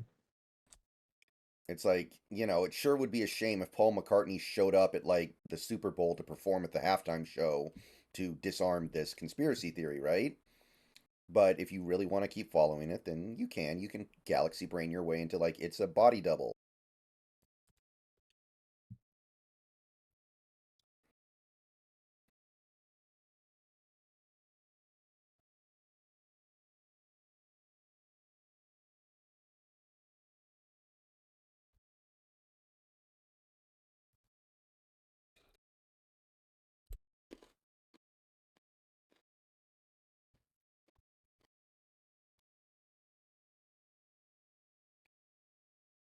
I remember being super interested in the Paul is dead stuff when I was younger.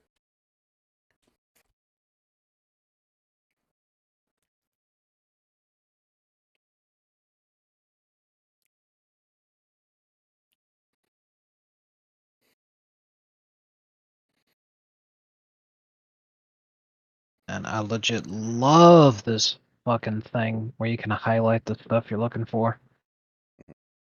Ugh, I wish Harmless, that was around one. mostly harmless conspiracy theories can be fun. Well, remember that every conspiracy theory is harmless because even if true, nothing will ever get done about it.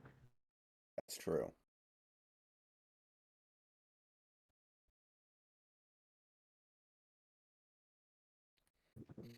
Well, like I would argue that the, Russian collusion conspiracy theory was very harmful because how much money did we spend Oh on, yeah, stuff like that. Like the Earth being definitely. flat conspiracy theory, I think is pretty harmless, right?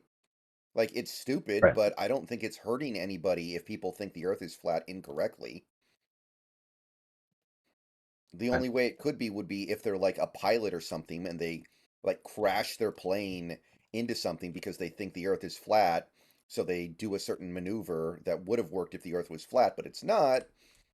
And then they kill a bunch of people. But like the Earth is flat is harmless. Yeah.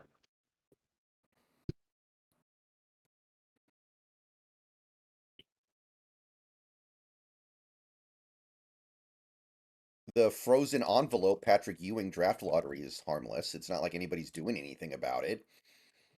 It's not Right. like anybody's And trying to like make the Knicks rescind all the championships that they won with Patrick Ewing, right? yeah, definitely. Knicks haven't won a ring since 1973, folks. Patrick Ewing was barely alive. Yeah, unironically. Fuck. He wasn't even a teenager.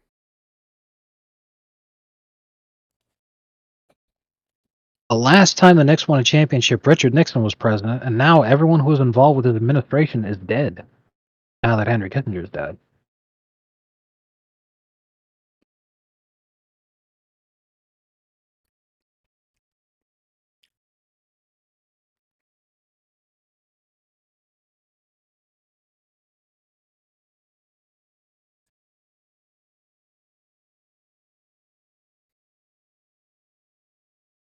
Oh, cleaning up these roof tiles is really tough. The way that they're shaped, it's so hard to get at the dirt.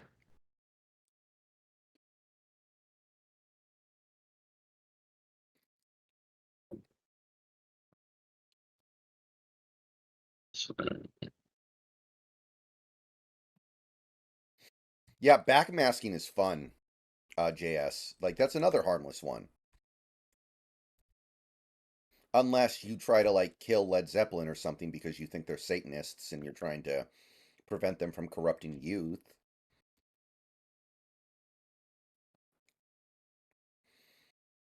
That's the funny thing. There's a lot of heavy metal bands throughout history have been very Christian. Slayer are all Catholics.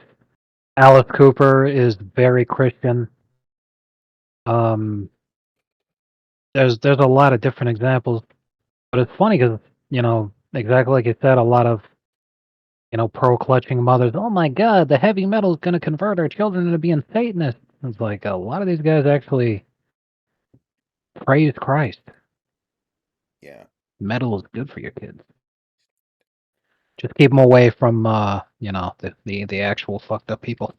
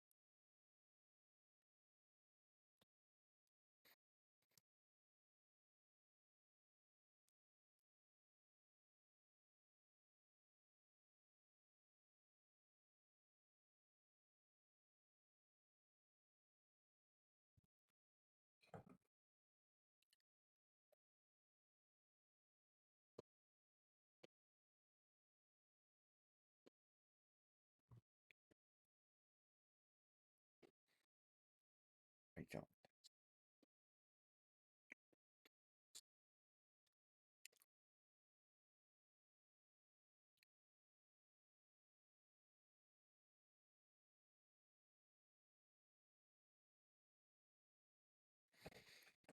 My former supervisor at a job I used to have did believe the moon landing was faked. Yeah, I think lots of people are always going to believe that because it's so difficult to disprove that because the moon's so fucking far away. But the way I look at it is this: there's no way that if the moon landing was faked, that the Soviets wouldn't have exposed that it was fake because that would be a major propaganda victory for them.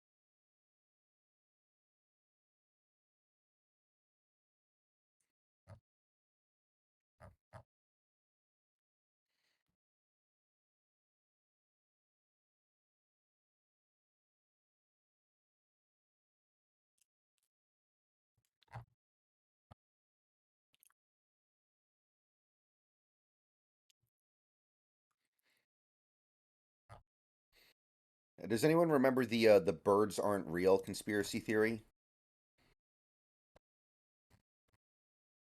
No. There was this guy who started this theory and he ran with it for 4 years that there were no such thing as birds. They were all drones made by the government.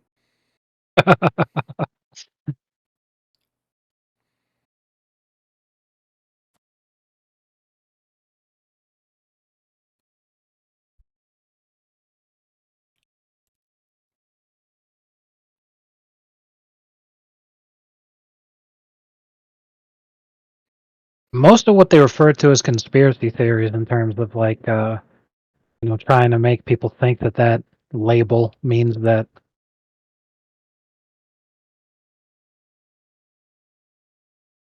Yeah, Hollow Earth is explanations fun. for stuff that happens nowadays. Like a recent conspiracy theory that that house that blew up in Arlington, Virginia, was because a guy fired a flare at the police. There's no fucking way he set off that kind of explosion with a flare gun.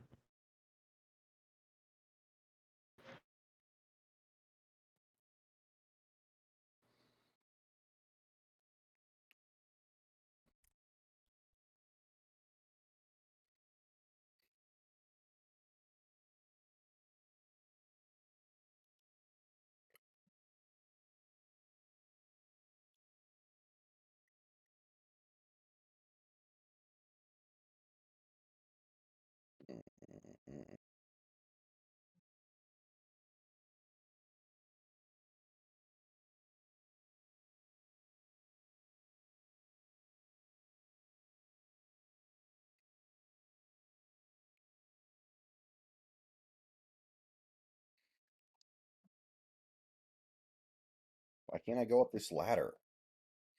What the hell is wrong with this ladder? I Huh. can go up it. Why can't you? This is weird. That is weird. Whatever. As long as one of us can use it, it's fine. Well, what do you think about can you go up it now? I reset it. Okay, there we go. Thank you. That is Hmm. really weird.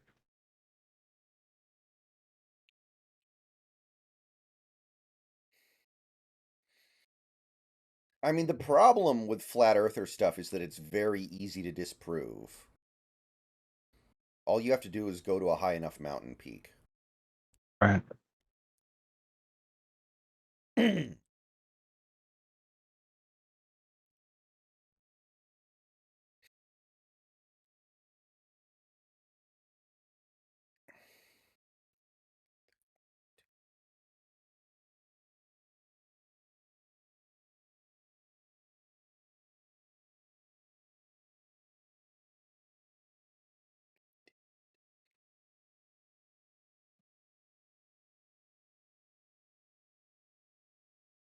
Hey cousin, want to go bowling? And I would love if Nico had a cameo in GTA 6. Because I already heard about one cameo that's supposed to happen. Do you mind if I Go ahead. spoil that for you? Apparently, and this makes a lot of sense because he was like the most popular GTA 5 character, pretty much. Apparently, Trevor is supposed to come back and be a part of GTA 6. And that makes perfect sense because Trevor's like the fucking living embodiment of Florida man. The thing is, are they going to do Vercetti because it's in Vice City again, or are they not going to do that because Ray Liotta died? That's a really good point. With Ray Liotta having passed away, it seems like it'd be impossible to do Vercetti.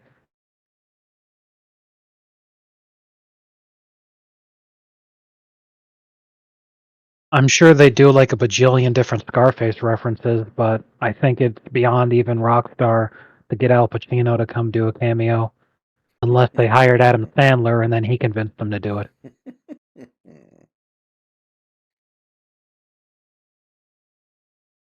GTA 6 brought to you by Dunkin' Donuts.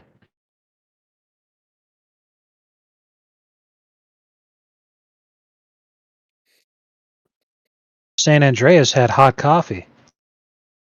GTA 6 has chocolate blend. Man. A lot of people in the chat aren't even old enough to remember the moral panic around Grand Theft Auto games when 3 came out. Like, I was Seriously. allowed to play pretty much anything, but GTA was like, no. Like, because the rep was so bad, my parents just wouldn't let me play it until I was like 15. Like, I could play other M-rated games and they didn't give a shit, but Yeah. The only game my parents cared about in terms of being like, I don't know if you're allowed to play that. What? Whoops. They didn't want me to play pro wrestling. My did they mom's like, think you pro were gonna? wrestling's gay. Yeah, did they think you were gonna turn like gay or something? Uh, My mom thought wrestling was super stupid, and she was like, "I don't want you getting mixed up in that shit." I got mixed up in it anyway, Lamau. But I mean, something like that, it's like, yeah, go ahead and let your kid get mixed up in it, because eventually they'll fucking grow out of it, you know? Yeah. I never got into the wrestling stuff, but Yeah, it did a really right. good job appealing to kids. Right, and when it comes to, trying to prevent your kids to get involved in stuff, you gotta make sure you're preventing them from getting involved in stuff that could actually cause lasting damage, Hmm. you know? If you have a white daughter, keep her away from dogs, and you're good.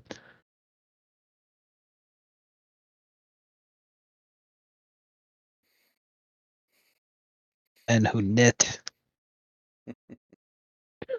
and you're good. Butterheads. God, you gotta watch that fucking scene. It's hilarious I've because seen it. I've when he seen it. says it. All right, 'cause I love it. It's the only time in the whole series that he ever says it, and it's the only fucking instance of it ever being said in like any form of fiction ever. He goes, "You have any idea what my old man would have done if my sister brought home, if one of my sisters brought home a butterhead?" Yeah, what does that even mean? That doesn't even make like Uh, logically speaking, it doesn't even make sense. oh man. Well, like I googled it, and apparently butterhead used to be a slur for like Asians because yellow skin, so it's like butter. It's like, but that's not what he referred to at all. And I guess in somewhat more modern slang, it refers to light skinned black people. I'm like, Hmm. fuck, I don't know. Like, I mean, like I've never heard that shit before, and a lot of other people haven't due to people's fascination with that scene. Only being like, what the fuck? Good stuff. Would you consider Tony Soprano to be the best character in TV history? I would view him as like the best anti-hero is the wrong word, but I want to say protagonist that is a bad person that you're not supposed to be rooting for. I think he's definitely the best. That's what a lot of people say.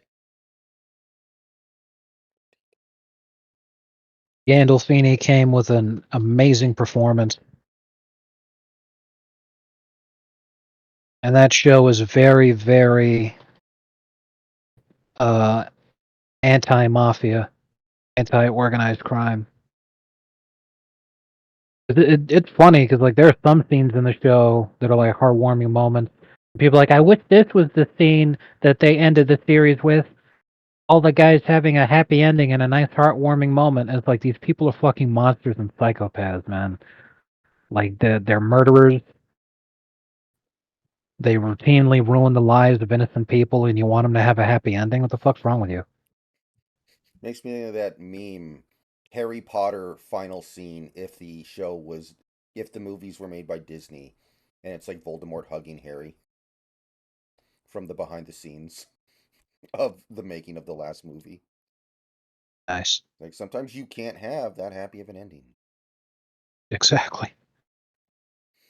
Imagine Happy ending for who? if at the end of Breaking Bad a doctor showed up and was like, "Hey Walt, your cancer's gone. We don't know what happened." You never had cancer the whole time, but unfortunately we gave you cancer through the chemo treatments. Our bad. He's like, do you have any idea what this means? I can sue for malpractice. Also, I'm not dying.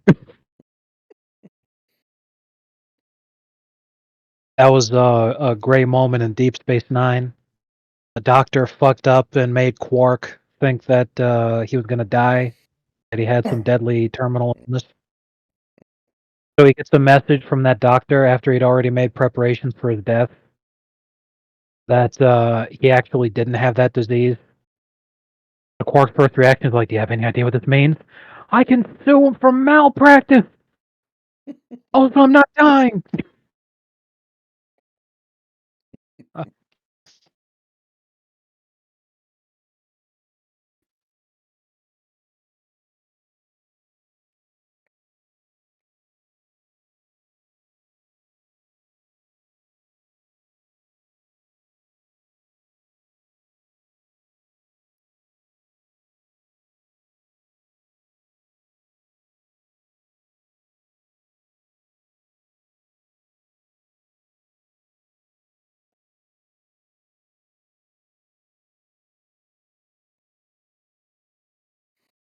Oh my God. This man is my exact double.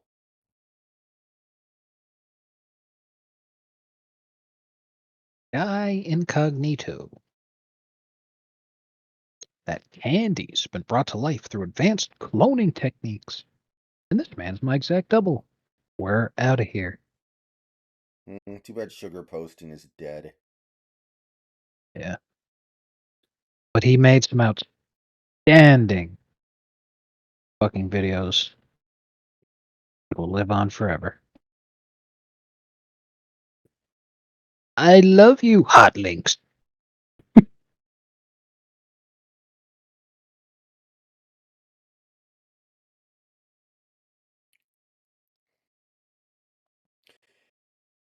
I still think the greatest character in TV show history is probably George Costanza. That's tough to beat. Absolutely. It's a great pick, for sure.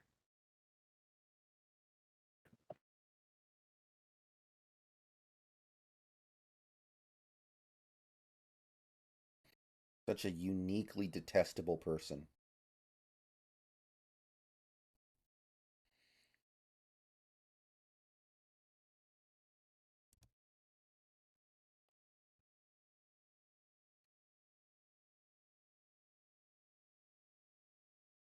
Like how he got his wife killed And he doesn't even because he was being care. cheap. Hmm. Exactly. Didn't even give a shit. Hmm. Yep.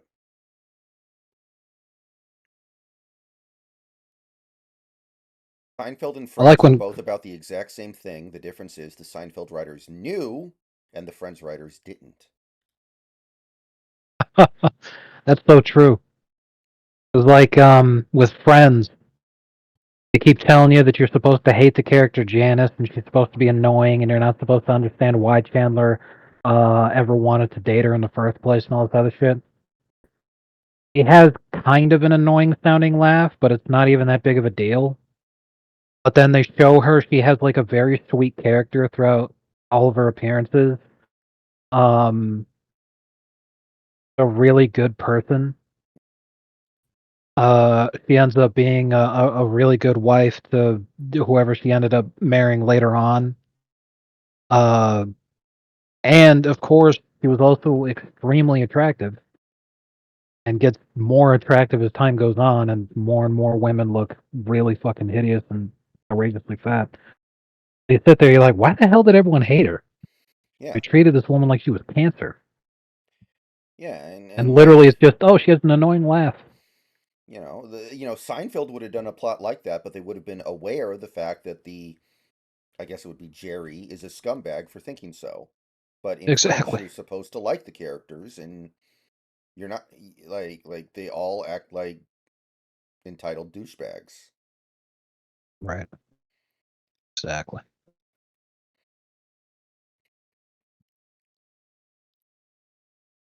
Like that one time Kramer had the idea for luxury highway lanes, and he just ended up creating a huge traffic bottleneck. Hmm.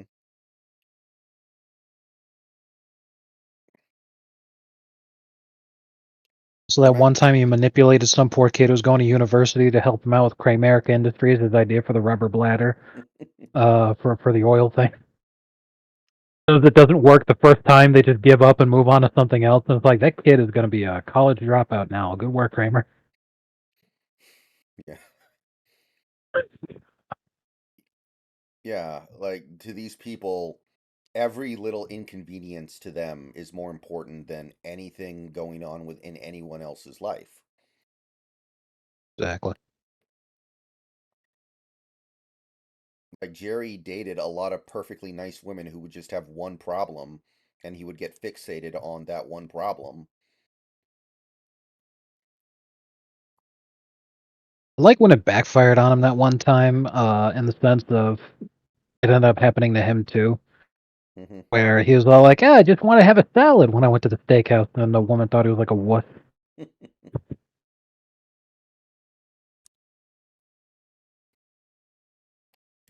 Like when you That was listen to the great. behind the scenes stuff from Seinfeld, there's a very deep understanding of the fact that these are all terrible people. Like they would look at scripts for episodes, and Jason Alexander would be like, go to Larry David and be like, I don't think any real person would ever do something this awful. And then Larry David's like, I did that in real life one time.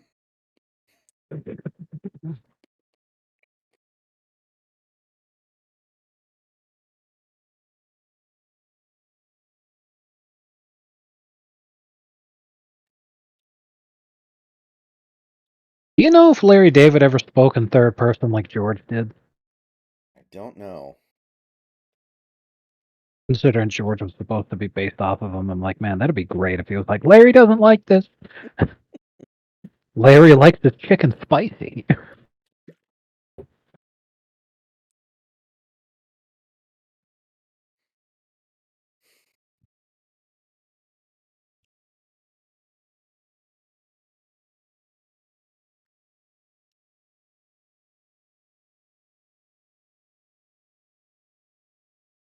Should almost be done. I just gotta hit the backside of these.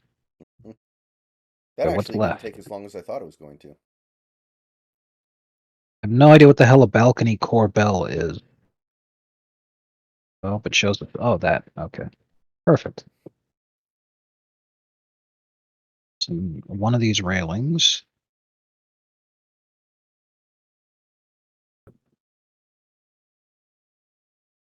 Ah, found it. Power door handle. Oh, not that big.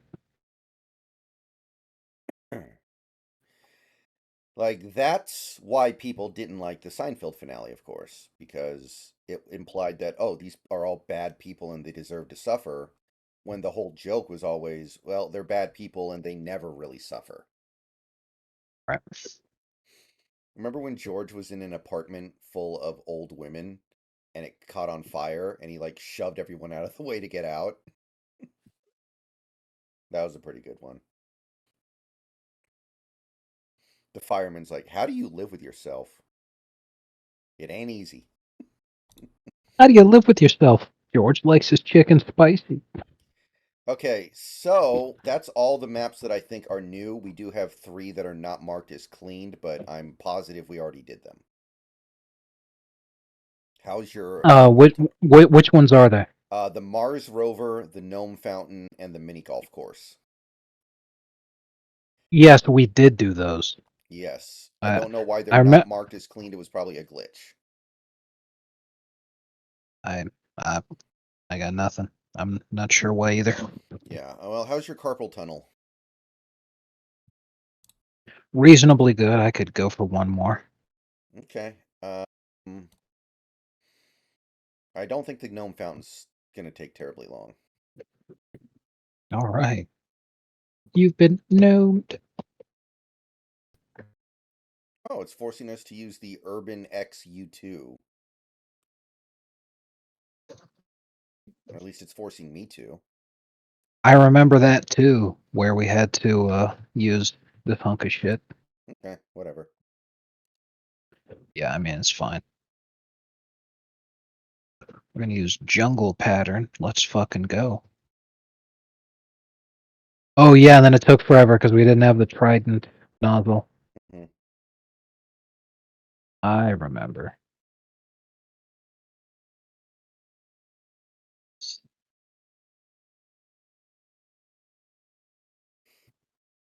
Oh my god, this is actually gonna take forever. We could do the Mars rover instead if you want to do something a little quicker. No, it's fine. We should be able to finish this decent amount of time.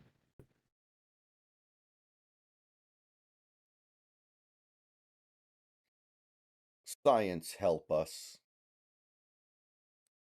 Oh my science. It's such a stupid thing, but for some reason I think one of the better gags they ever did.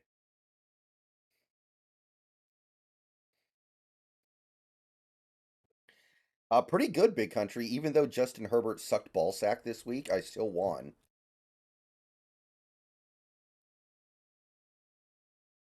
Suddenly that video you sent me makes a lot more sense. That guy makes that same video every week when the Chargers win, no matter what. I but Oh god. I mean, Yeah, I have no idea what the hell's wrong with that guy. he's a really good at video editing, and he has like three very specific obsessions that he melds together: Evangelion, Kanye West, and Los Angeles Chargers.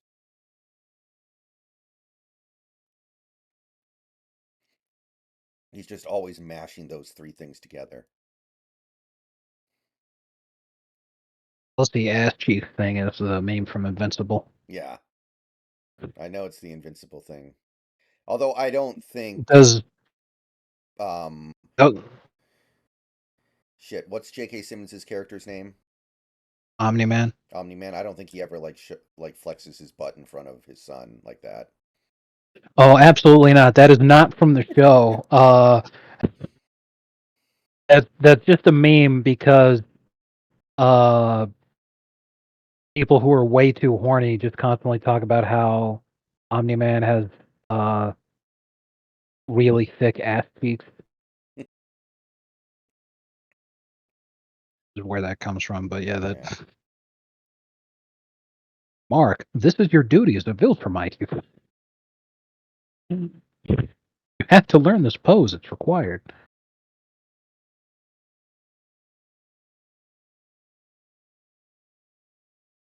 Think, inmate, think. Woman.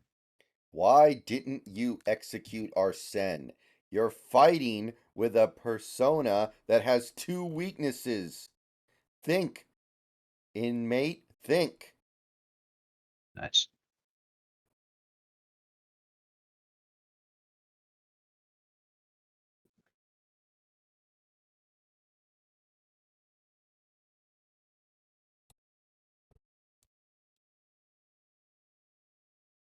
I have not started The Boys yet, Ethan. I may end up focusing on Fargo until I'm done with it first because they've already released the first several episodes, and I started it tonight, and I love Fargo. And the last season was probably their weakest one, so I'm pretty excited for this one to see if they can get back on track. So I'm probably going to go through that first. But I do plan to start The Boys. I'm gonna try to watch it with my dad and see if he likes it. I don't know if he will or not.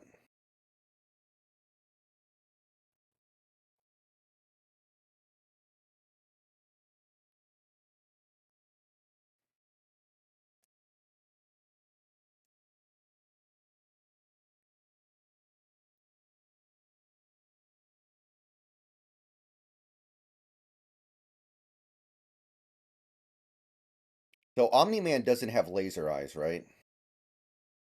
That's right. Other than that, he has Superman's power set, basically.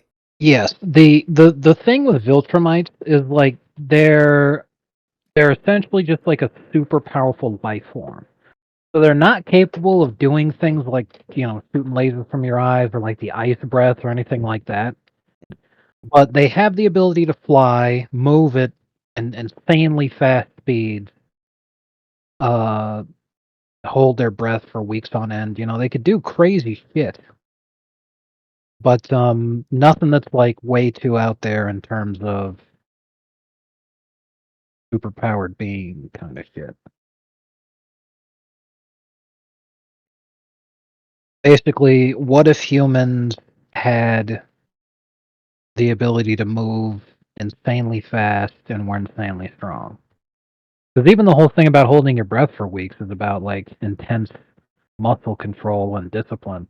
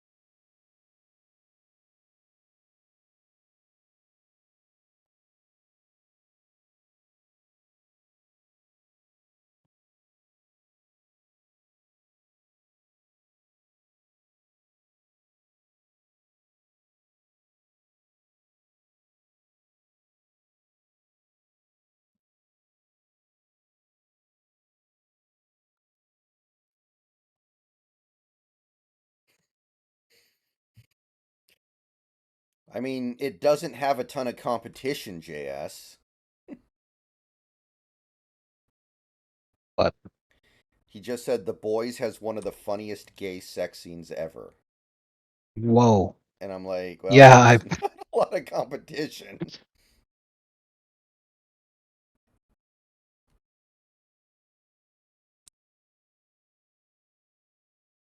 yeah, somebody else can be the judge of that category.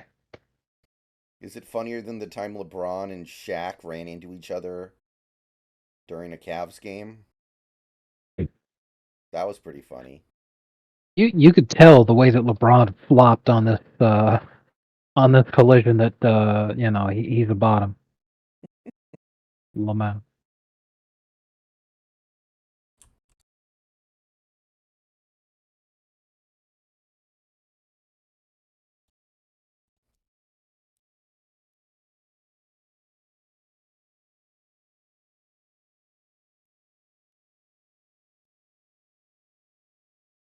Free throws are never free because they're built on the suffering of the opposing team.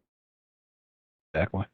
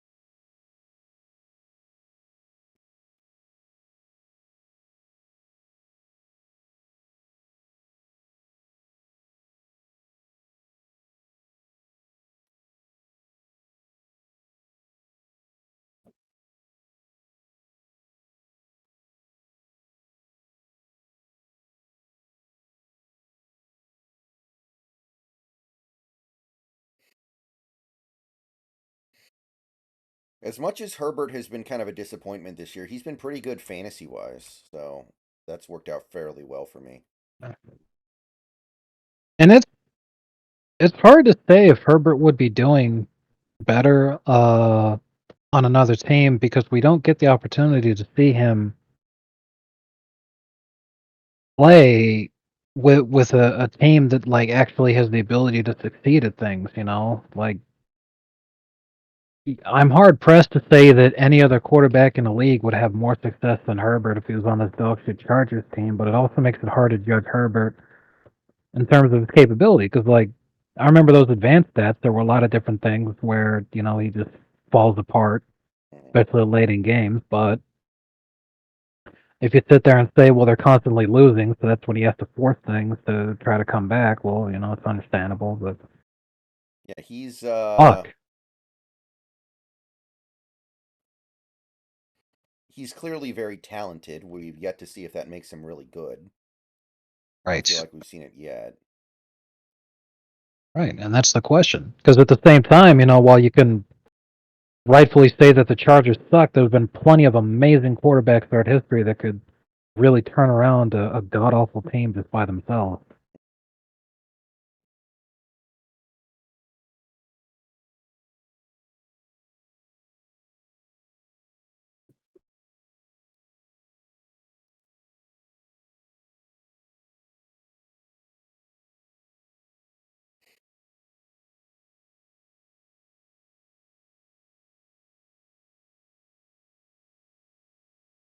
Man,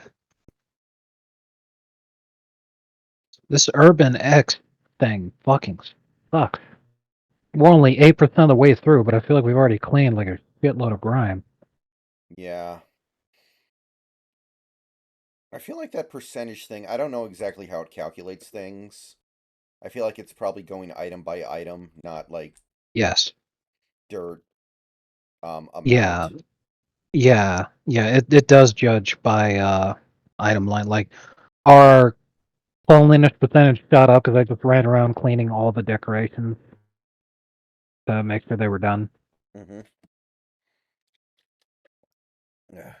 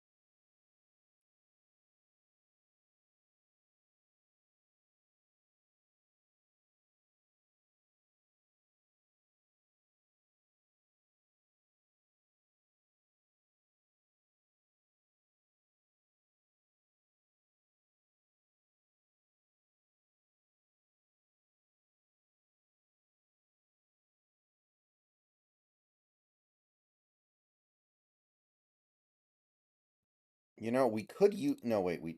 Well, we could start using soap, I guess. That makes things really easy to clean. Well, I don't have the ability to buy any. I just have some. I have 1 liter of metal cleaner and 3 liters of stone cleaner. That's all. Let's see. Out of. Let me see. Is there the shop here? Hold on. Looks like I can buy it if I need to. Well, you've got a ton of money. You should, because like I've been buying a ton of accessories, Mm-hmm. so I've even been wasting a lot of my money. I have $6,700. All right. What do Uh, we need for this? What's this stuff made out of? Stone? Mostly stone, also metal. Okay.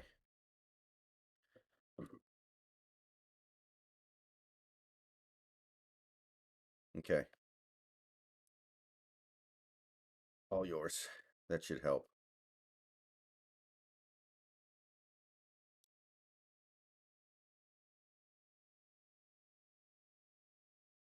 Okay, I haven't noticed a single bit of difference in terms of the amount of soap. So I think you're buying soap for yourself, but I can't buy soap for myself. Huh. What I can do is go back to the main menu, which will enable me to buy soap, and then I'll buy a shitload of soap for myself, then come back in. That's weird because I had the same amount of soap as you did when I checked. Wow. Well, how much stone cleaner do you have now? Because I'm at 1.7 liters. I am at uh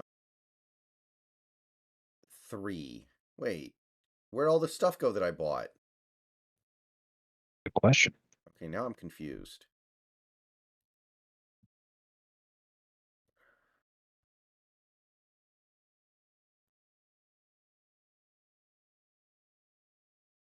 All right, I will leave and rejoin in a second. I'm just gonna check something. Huh. Okay.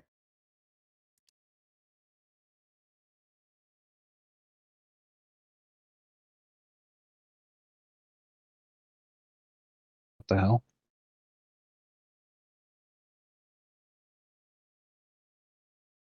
I think my game crashed.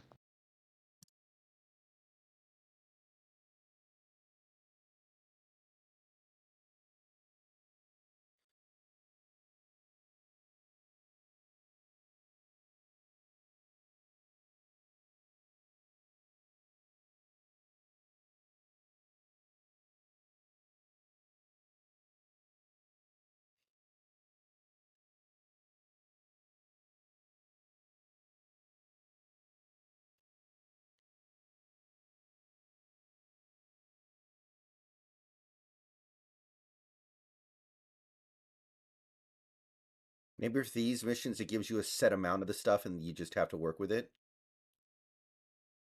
Could be. Hmm.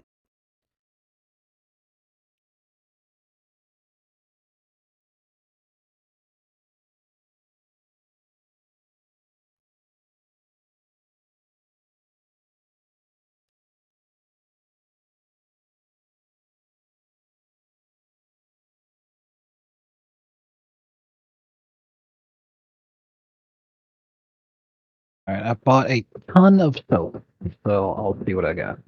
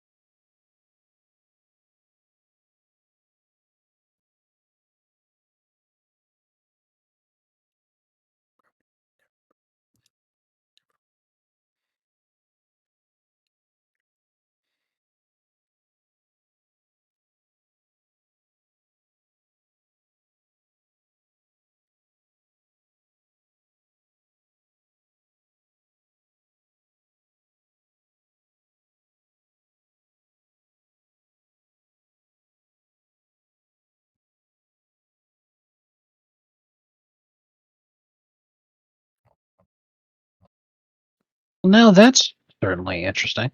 It's reset. 3 stone cleaner and 1 metal cleaner, but I was using a lot of the stone cleaner Hmm. already. So for me, it being reset means that I can have an infinite amount as long as I leave and then come back. Hmm. That's pretty funny. I'll do that then.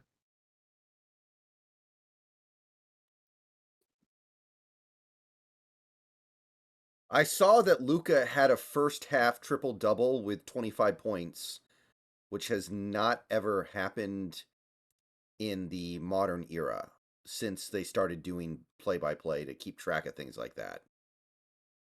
It is the first ever recorded 25-point triple double in the first half, I guess. Cool. LeBron's already thinking about how he's going to stat pad that shit. But he'll never be first. Exactly.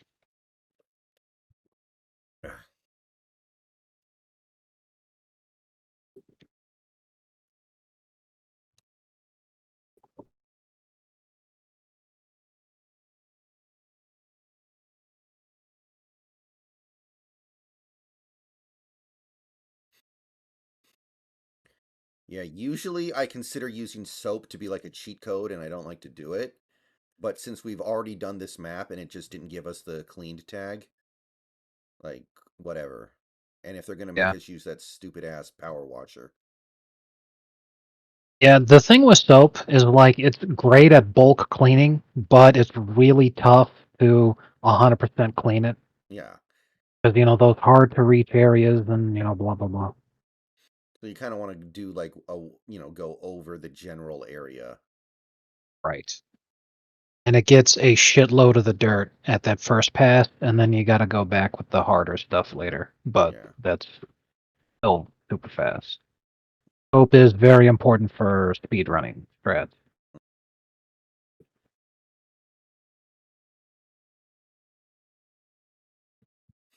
Do they still make new maps for Viscera? Um, they don't make official maps, but there's a very active modding community. And the modding community does things like remove the um when you push the button and then a fucking leg pops out bullshit.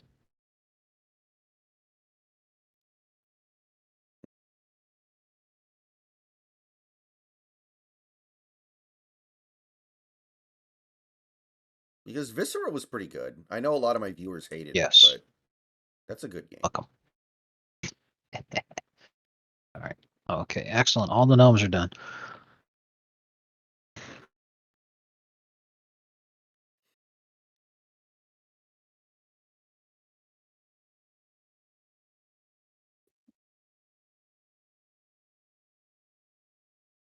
And I'm gonna leave and come back again to see if it once again recharges the soap.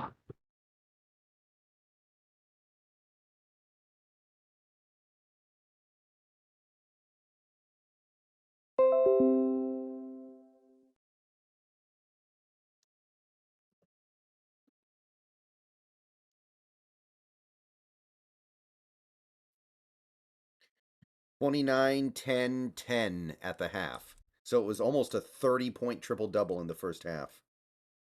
Like, who are they playing? Just dominated. Who were they playing? The Hornets or something? I want Checking to right say I want now. to say it was the Hornets.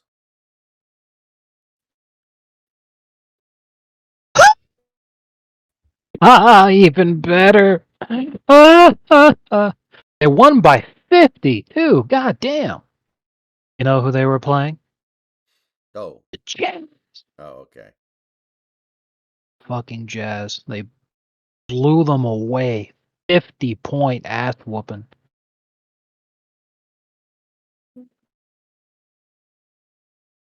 Unbelievable. Oh man, that's even better. That's unreal. Dante Exum, former Jazz draft pick, playing for the Mavericks, lit him up. Only had 5 points, but he also came in with 6 rebounds, 7 assists, and 2 steals off the bench. That's big time. I thought Exum was back in Australia. I thought he was out of the NBA. He's back in the NBA now. That's wild. I thought Absolutely. he was a massive bust. He never did anything. Absolutely. Also, Tim Hardaway Jr. Fuck, man. 4 threes.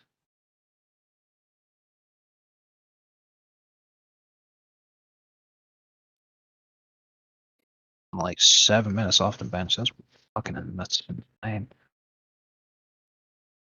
Yeah, Luca just absolutely clowned him. And he didn't even play in the fourth quarter. He basically didn't play for the second half. Like, he had a 29-point triple double in the first half. He had no rebounds in the second half, 1 assist in the second half, and 11 points in the second half. So he basically just didn't even play. They won by 50, so that makes sense. God damn, Jazz got fucking obliterated. That's why I was laughing, because we were just talking about him, and I'm like, I'm sure Steven just, like, wants to kill himself after that game. All. Loading back in is taking a really long time. It was very fast the first time, but now, very fucking slow. So I won't load back in anymore after this. Because it's only saying that it's like 9 MB to download. And it was super fast the first time, because duh. And this time it's been so slow. Good lord. I'll stop cleaning and see if maybe the problem is like the amount of dirt left is dynamic or something.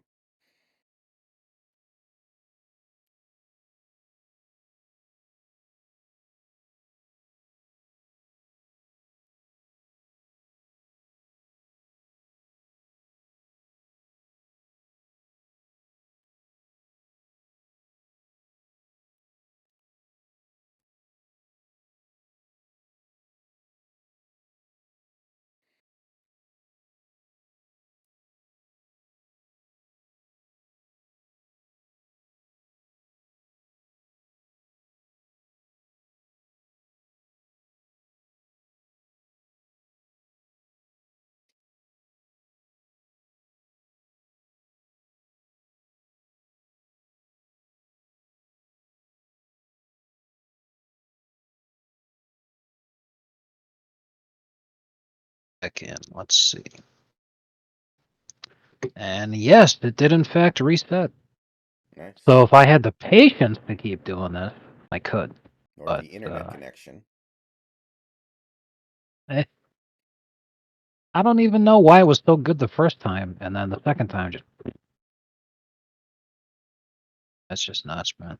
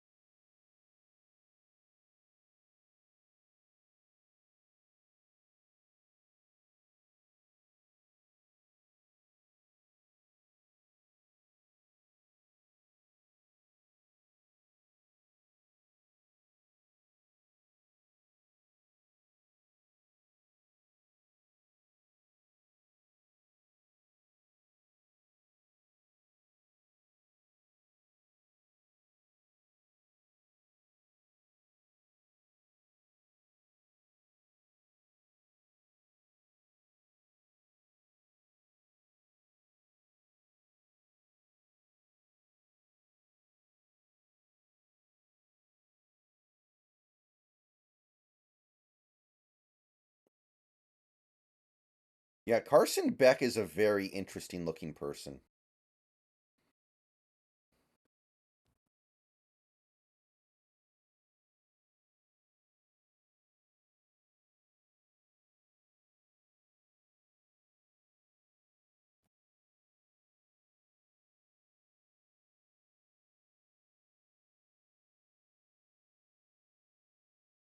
Wow, Jokic had the worst shooting night of his career. Who was defending him? Was it Kawhi?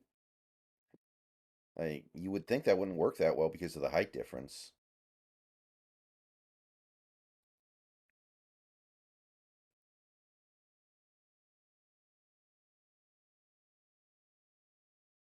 Zubac? Zubat?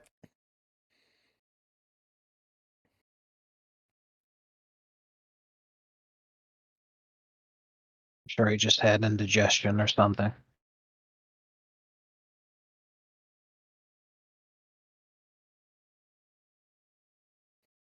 Goddamn Zubat.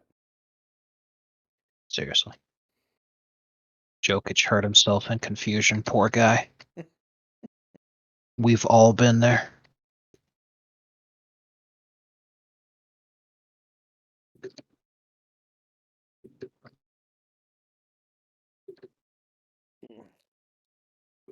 Be right back, everybody.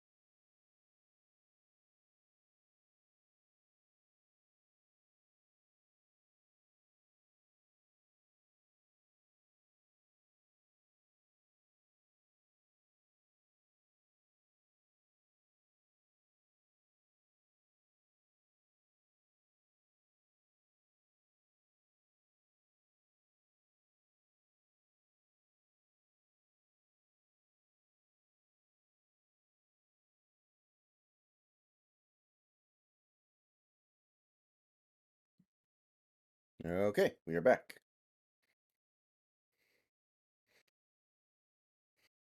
It's crazy. Some of these guys find a way to have a triple double because they're so naturally good at all these areas of the game, despite actually having a bad game. Yeah.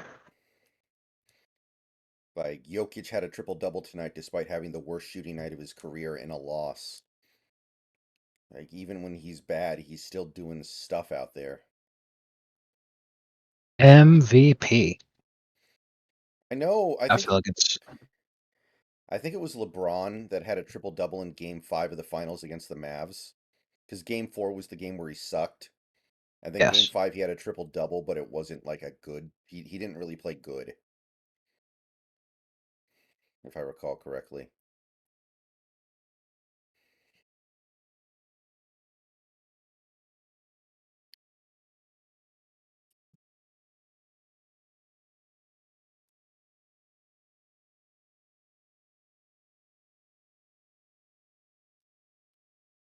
Yeah. LeBron did have a triple double. It was bare minimum, and again, it was a very close game.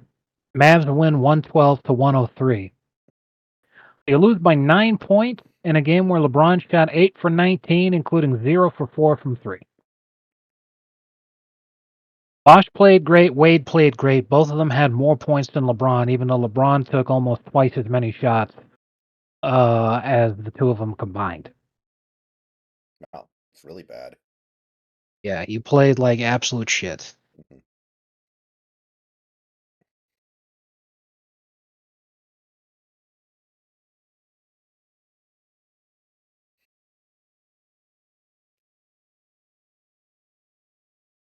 At least it eventually gave us deviled egg LeBron. Yes.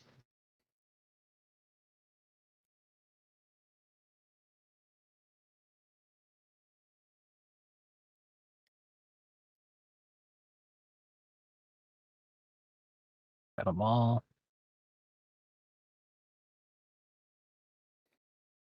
Looking for gnomes.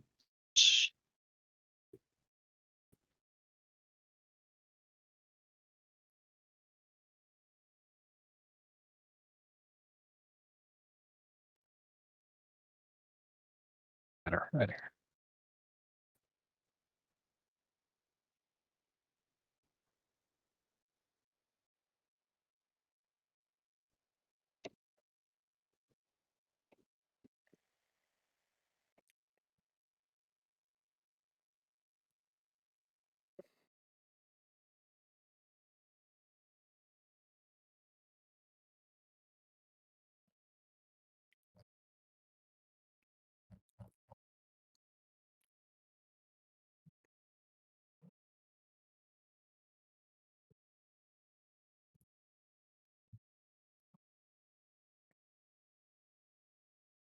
I mean, I think having Kareem higher than LeBron on the all-time list is still pretty defensible. Like, in some ways, they have a decent amount in common because they're both like longevity kings. They just played forever.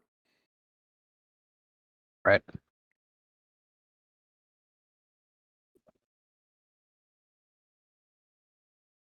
Kareem was also in a movie that was better than the movie LeBron was in. Yes.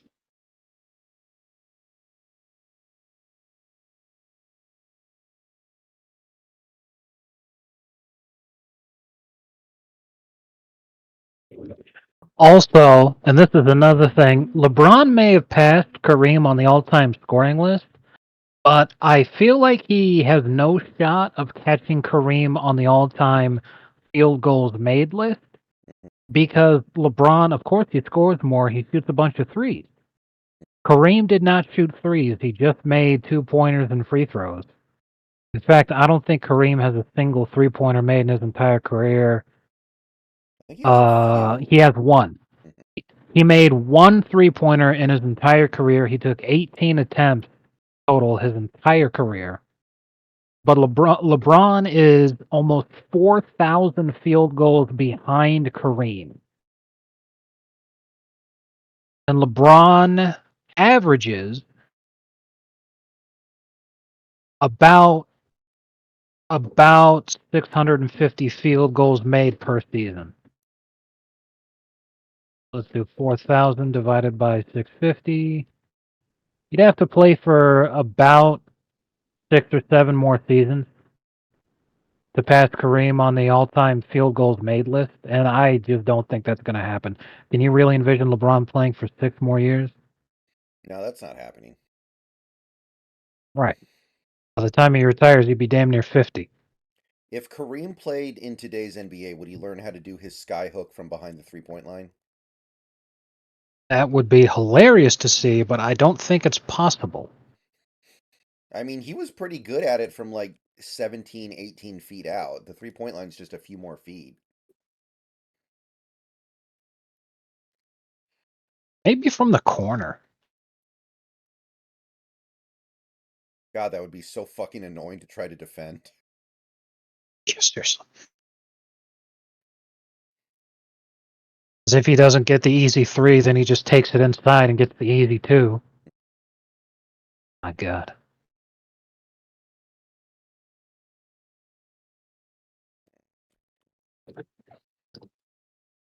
I don't think we're going to finish this one tonight. We've already been at this for a half hour. Yeah, I really wish I knew why they forced you to use the shitty power washer. It is very Especially annoying. because in free play, you can use whatever you want. Hmm. And this isn't a career mission, so it's not like we're playing with story mode limitations. It's weird. Yeah, that's actually a good point, Big Country. Kareem played 4 years in college, LeBron didn't. So that's 4 years of stats Kareem could have accumulated in the Yeah, NBA if he played in the modern NBA because he definitely would have been one and done or straight out of high school. definitely.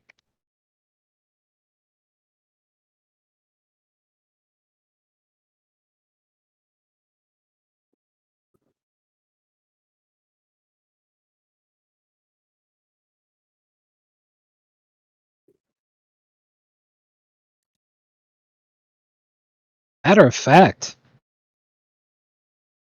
there's every possibility, considering how far we are into the season already, and LeBron being far enough behind him.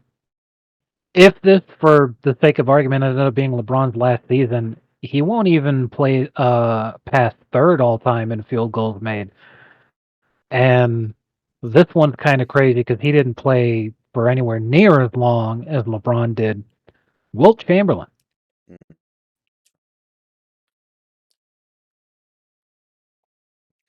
That makes sense though, because Wilt scored a ton even though he sucked at free throws and there were no 3-pointers. Absolutely. He was just an absolute fucking machine. I think there was one record that'll like never get fucking broken. I'm gonna check. Yeah, Wilt had a season. He played 80 games, and this is a record that never get broken either. He averaged 48 and a half minutes per game, Right, because he and he had played 40 like every or wait, that plus overtime, he right? played. Yeah, he played like every single minute. He averaged 50.4 points per game. Mm. That will never ever get broken. Like people were talking about how extraordinary it was when James Harden averaged 35. Yeah. Like if somebody averaged 40 now, that would be insane, and it seems Right, impossible.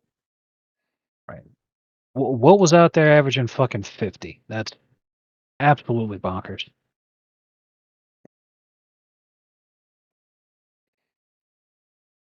So yeah, people constantly talk about scoring, and it's all like, you guys do realize if they ever invented a 4-point line, uh, LeBron would get passed up too. Like, Hmm. wouldn't you know it? When you score, when you make a shot that's worth more points, you end up scoring more total points than other people. How about that? Luca would break LeBron's record in the NBA, I'll bet, if there was a 4-point line, because he would take fours all day. Absolutely, he'd make them. Fuck, like if there was a 4-point line from the beginning of his career, Steph probably would have already passed it. And that would have been people would have got that would have been like the tush push Everybody would have been demanding that it get made illegal because one team is so much better at using it than everybody else. Absolutely.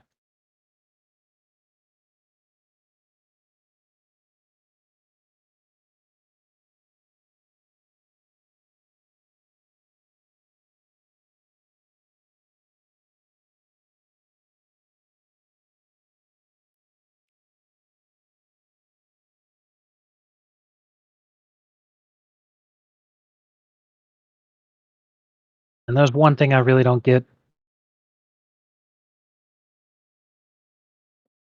What? Saying that Tyreek is the MVP. Mm-hmm. I'm sitting there like, okay, so you'll give the Dolphins credit, but you're so desperate to not give Tua any credit that you're like, oh, Tyreek's obviously the MVP. So like Tyreek plays on the Dolphins, so all the anti-Dolphins arguments that you brought up, that's fucking valid. And unlike Tua, Tyreek genuinely lost us a game already this season. The fucking Chiefs game is on him. I mean, the thing is, Tyreek actually might break the single season receiving yard record. Like, if he does Yeah, that, and it's going to be at least there. That's an interesting argument, at least something that no other and receiver's ever done. right. And I hope he does. And I fucking love him. But I'm all like, are you really going to sit there and say that Tyreek's the MVP, but then sit there and say that Tua is garbage as a quarterback? I don't know.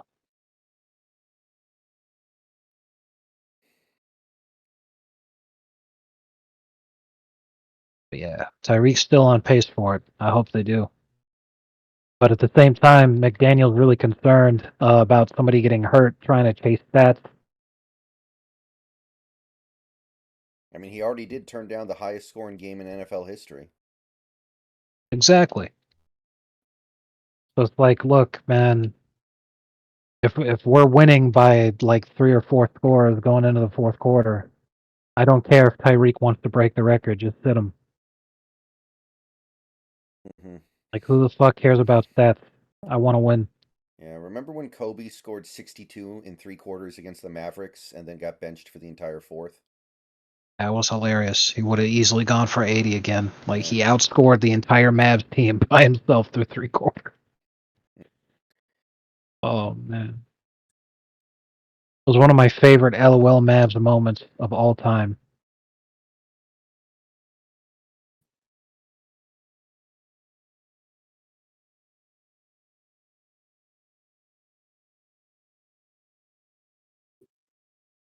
Here, are those all the gnomes? Yes. So we got the gnome statue now.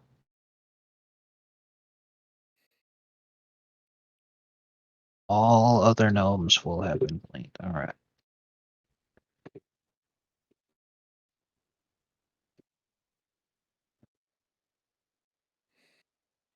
So there's some DLC out for this game now. It's Back to the Future, and there's a Mhm. SpongeBob. SpongeBob themed. It's $8 each. I mean, with how much we've played this game over the years from the initial purchase, I have zero Right. issue giving them a little extra money. So I Yeah, imagine they will and probably I'm do that. yeah, I'm yeah. Like I'll pick them up. I'm like, yeah, I just want to, have a couple more days of work before I do that. Yeah, that's fine.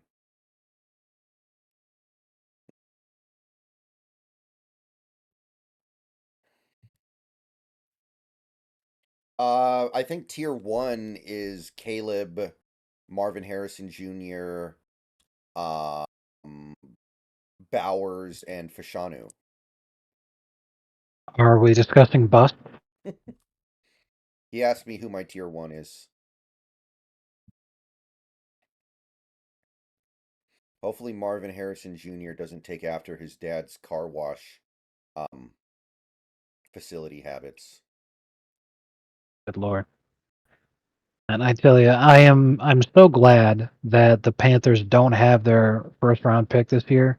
Yeah, it's beautiful. Because man, I am so glad for whoever gets protected by not going to that shit ass franchise. Well, they're gonna go to the Bears. That's a pretty shit franchise. Like, it's not much Which is better. completely valid. But we're used to the Bears ruining people's careers. The Panthers is just ugh.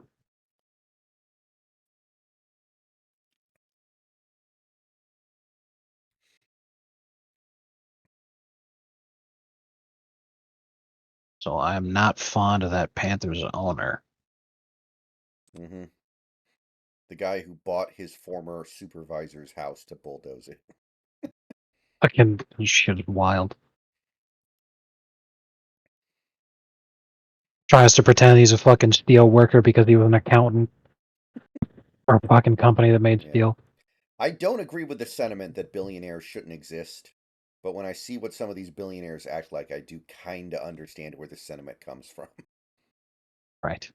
But at the same time, there's a huge difference between billionaires like Elon and billionaires like that guy.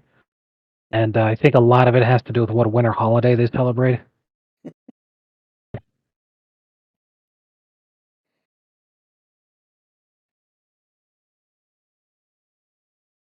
I am genuinely surprised at how out of pocket Elon gets on X sometimes. Like, I guess he just doesn't care because he knows he's untouchable, but man, he goes crazy Fucking, sometimes. fucking wild, man. Seriously. He has to have like a cure for the heart attack gun or something. Like, he doesn't give a hoot.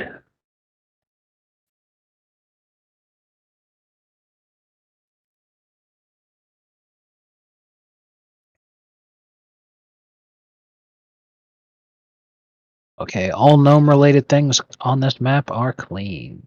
Very Yay. nice. Man, time fucking flies when we play this game. It's already almost midnight, and I'm like, God damn, I feel like I just sat down. Seriously.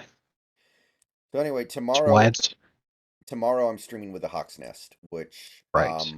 hope shouldn't take that long because we played the 49ers 2 fucking weeks ago. So I don't even know what I'm gonna say.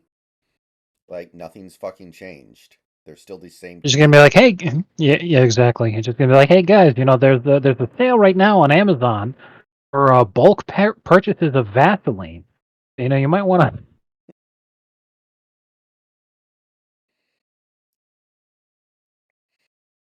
You And don't adult want it to diapers. chafe now, folks. Exactly. You're And gonna need those for a few weeks. Good God.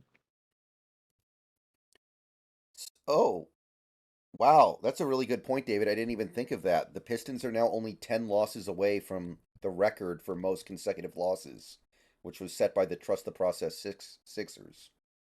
Oh my God. We're trying to out Hinky, the legend. The thing is, they're not trying to tank, they just suck balls. Exactly. And what's even funnier is that this draft is one that's not being hyped up. People, oh, blah, blah, blah, blah, blah, this guy, blah, blah, blah. Just like how Wembenyama was supposed to be the GOAT immediately. And, it's hardcore busting right now. So, as is tradition, that means that this is a really good fucking year to have a high pick. Because every time they say, this draft isn't supposed to be all that good, it's amazing. Every time. Yeah, but sometimes it's amazing for guys who go in like the middle of the first round, not the guys at the very top. Yeah, like the 2013 draft was supposed to suck, but then like a ton of incredibly good players got picked. It just took people a while for those guys to really find their niche and work the way that they were supposed to. Mhm. And of course, people in terms of their international scouting has been asked for a long time. And it's funny because the drastic misses on guys like Giannis and Jokic cause people to take international ball more seriously. Then they see Wembenyama absolutely roasting a bunch of postmen, and they're like, "Oh my God, this guy's a generational talent." And then he comes here and just gets destroyed, fucking bodied by guards. God, people are freaking out. Oh, this guy's 7'5" and he can shoot threes. He's got like a 20% fucking 3-point shooting for this season. Just blah. It seems to happen so often in all professional sports. People learn the wrong lessons all the time.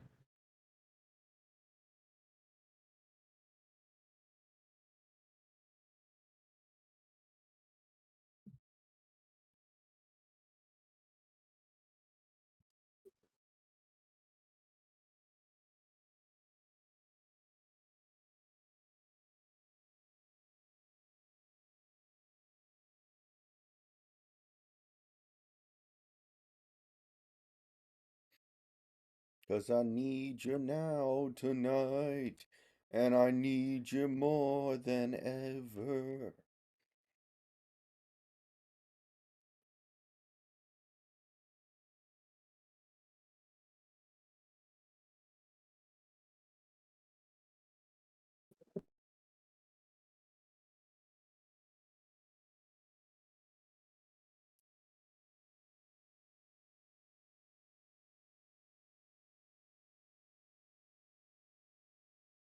God damn, why won't this thing be done?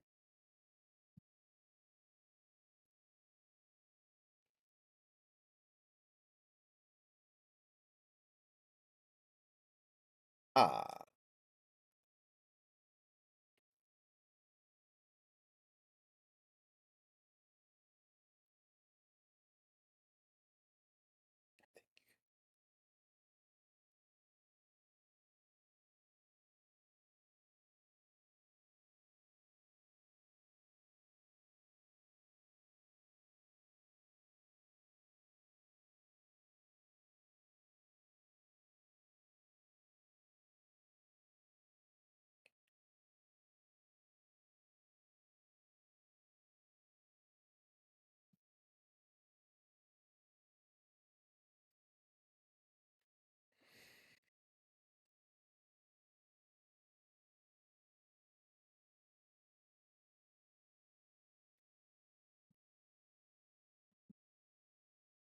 the bomb has been planted. Uh-oh. That actually happened at the UW campus too. And not the one I went to. I went to an offshoot campus um not in Seattle, but that was the main UW campus.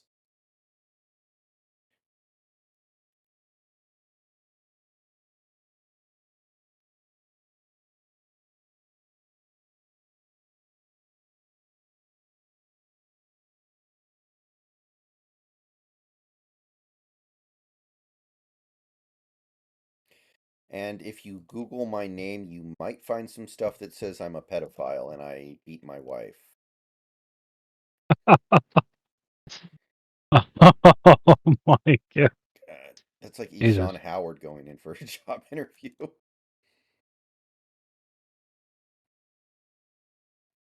And if you Google my name, you may find footage of me being tackled by the police after. Yeah, I guess that's the difference. Like Boogie can at least say I'm not actually a pedophile. People just made it up. Eshawn would have to be like, just so you know, I actually am a pedophile. Just so you know, I do have to introduce myself to all my neighbors every time I move.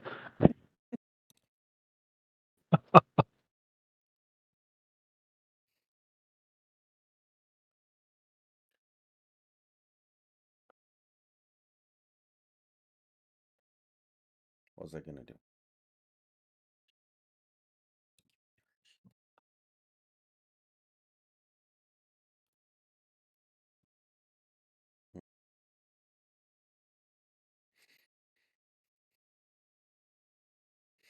Could you imagine getting hired at an office and then having to go around to every single cubicle to tell the person God. working there that you're a...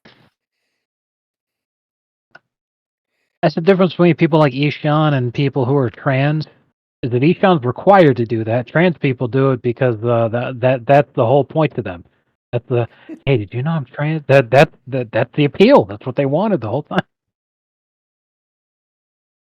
Good. Yeah. You know, that is, when you think about it, that is such an awkward way of dealing with that problem. Like, you have a pedophile and you want him to be able to live in normal society. So you're like, okay, how do we make this work in a way that's fair?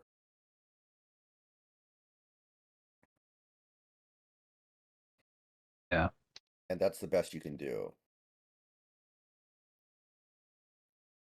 I still think that the whole point is because you're hoping that they'd introduce themselves to a guy that had fucking finished the job, kind of a deal. Like, okay, yeah, he introduced himself to the wrong guy, and now he's dead.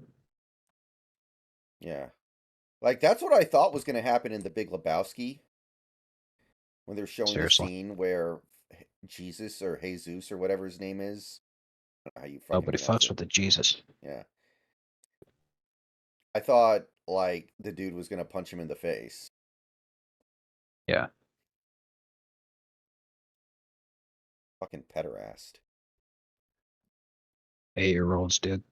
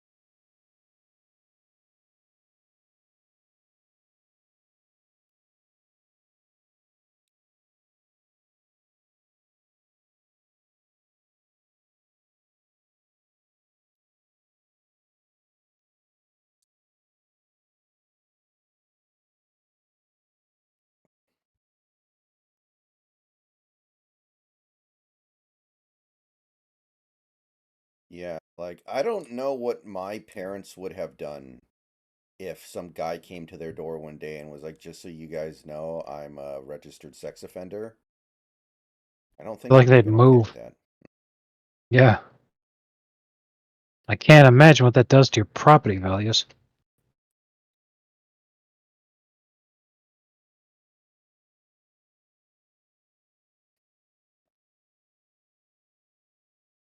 Like it does make me wonder though, if the problem is so bad, that's the way you come up with to deal with it for them to be able to live as a part of society. Why not just put him in jail forever?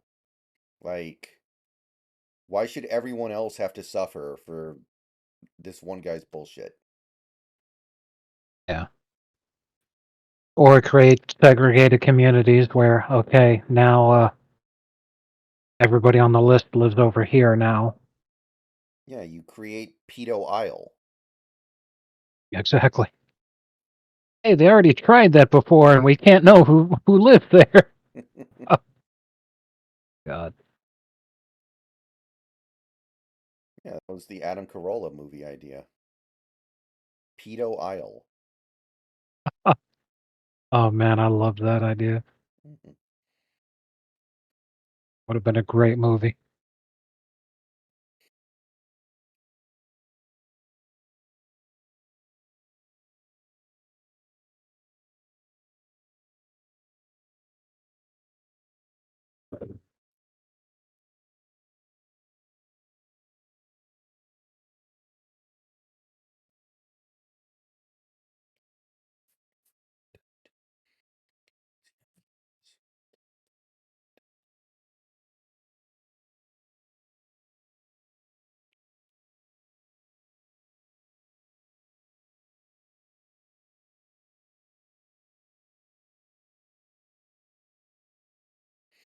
Oh shit. Here we go again. Pretty much.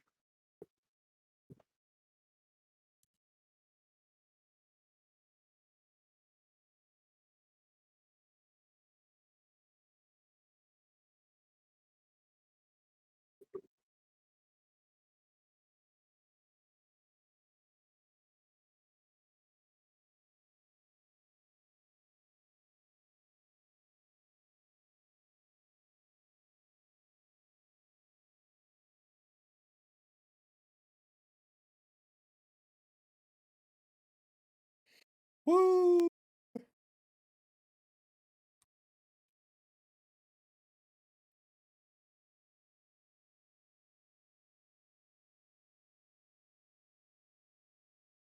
It's the biggest piece of dog shit.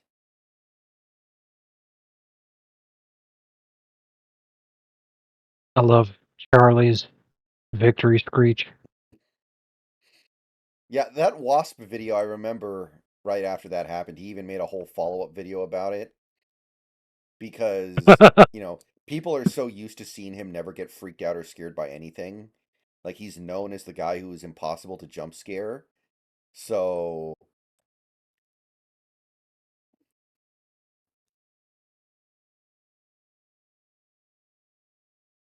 that was a very good moment.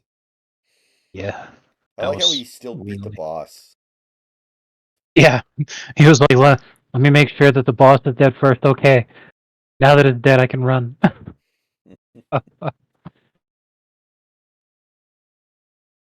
Like he was playing Elden Ring. You can't pause that game, so he literally did what he had to do, or else he was just gonna lose the run. Classic. One time I got stung in the eye by a bee. That was really God, that unpleasant. must have sucked. Well, eyelid, I- but I had to wear an eye patch for like a week. I literally went around like punished snake or something. Nice. Like I was in public wearing an eye patch because it was so puffy, nobody wanted to look at that. I've worn an eye patch in public before too because I thought it was cool. Mm. Not because I needed to. People kept asking me, and they're like, "Hey, did you injure your eye?" And I'm all like, "No, I injured my brain because I thought this was a good idea." Oh man. It's a good conversation piece. It's like if somebody asks you what year you were born in, if you say the year number, it's boring. But if you instead say I was born in the year of Cotton Eye Joe, well, that raises some real intrigue. Boom.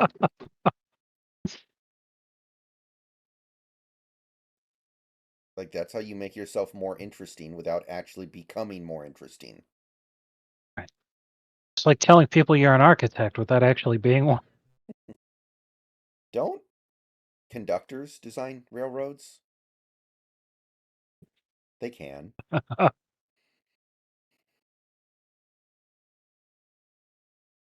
And there's some fucking graffiti up here. Does not want to come off. I wonder how much easier this would be with the Pro and the Trident. Ain't that a bitch?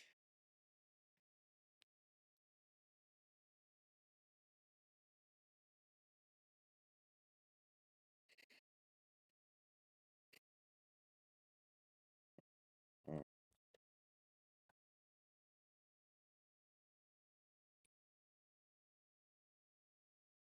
Even Mike Salk went on the radio today, had a big rant about the Mariners. Like, if you lose Mike Salk, you're in trouble. I wonder if they're aware of how many fewer tickets they're going to sell this year at this rate.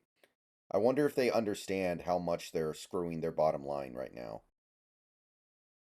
Yeah. To be honest with you, I don't even think they're going to win 52% of their games. I wouldn't mind winning 13% of my games. Jesus. The rate they're going, they may win 13, period.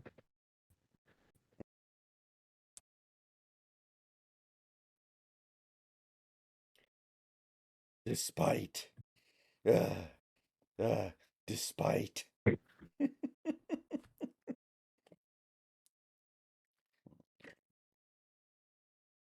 Love to see a guy running a marathon wearing a Joker outfit the entire time and just like screaming that the whole length of the marathon. Did you ever hear the story of the, I think it was 1904 St. Louis marathon? No. Basically, the conditions were extremely like dusty, and they were doing like the Olympic marathon in St. Louis, but they decided to do it anyway. And like there were some fascinating stories that came out of that because basically people were trying to do 26 miles in conditions where dust was getting kicked up, and basically they were sucking down dirt the whole time. Right. Like it was one guy they were basically using as a guinea pig to test various ways to beat dehydration. They were like giving him raw eggs while he was running the marathon or something. God, Absolutely bizarre. I never understood how people seriously. do that, drinking raw eggs. Never understood that one. I know SpongeBob claimed to do it, but oh, but seriously, yeah, that's got to be sickening. You know, like drinking a glass of raw eggs is like drinking a fucking glass of snot. It has to be, right? Like, I would think so. it's just gross.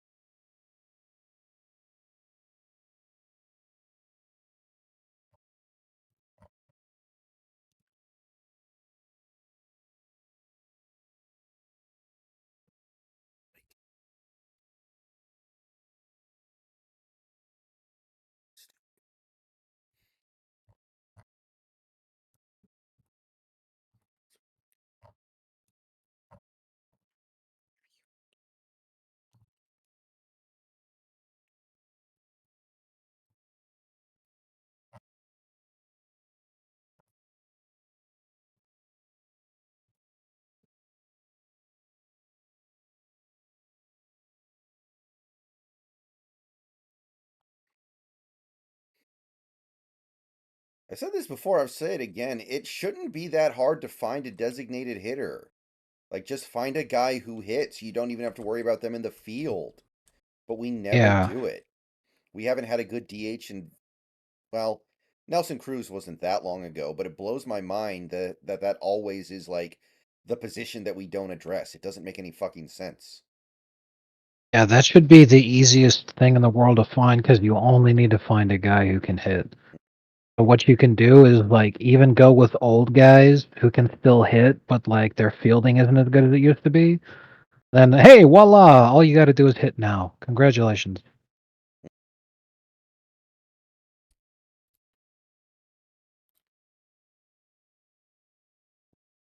I mean, fuck, you know, like you don't even got to do that. You know, get some young buck who's capable, but just say, hey, I got good news for you. You don't have to play second base anymore. All you got to do is hit.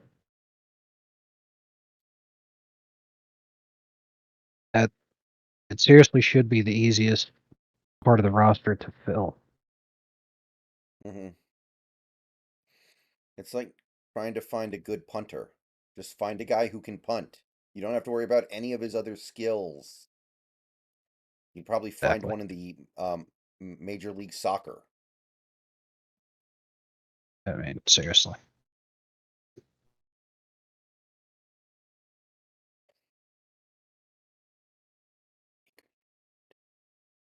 It's the same thing that baffles me when so many of these pro athletes get in trouble for domestic violence. It's like, dude, all you had to do was not hit your wife. Like, Hmm. was all you had to do. But what are you gonna All do? you had to do was not say the N word. All you had to do was follow the damn train, CJ. Damn train being not hitting your wife.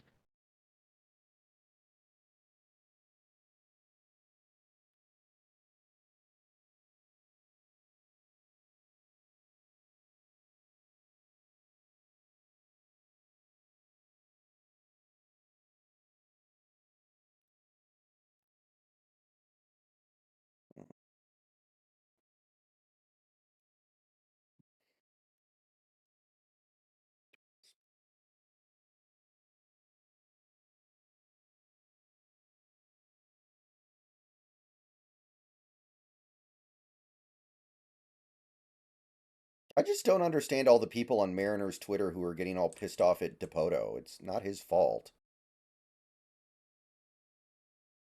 Like, he's very clearly just doing the best he can with what he has, and he's not going to, he's not going to say it the same way that Scott Service said it. Scott Service basically straight up said, "Look, our owner's a piece of shit and there's nothing I can do about it, so we're going to do the best that we can." But they're both in the same situation.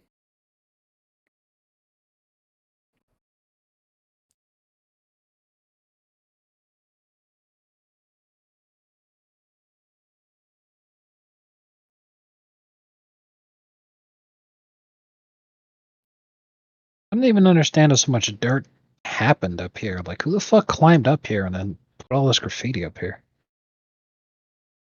Fuck.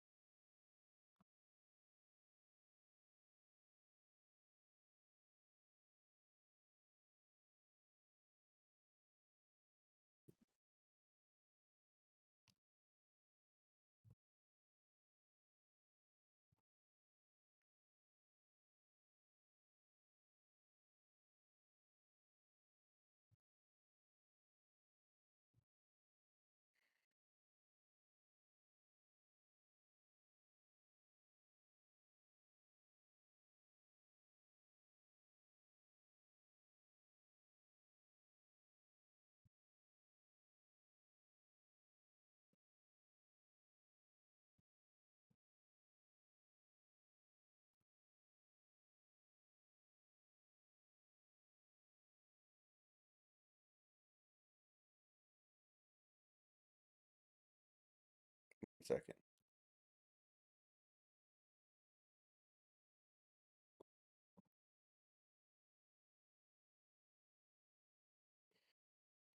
Okay.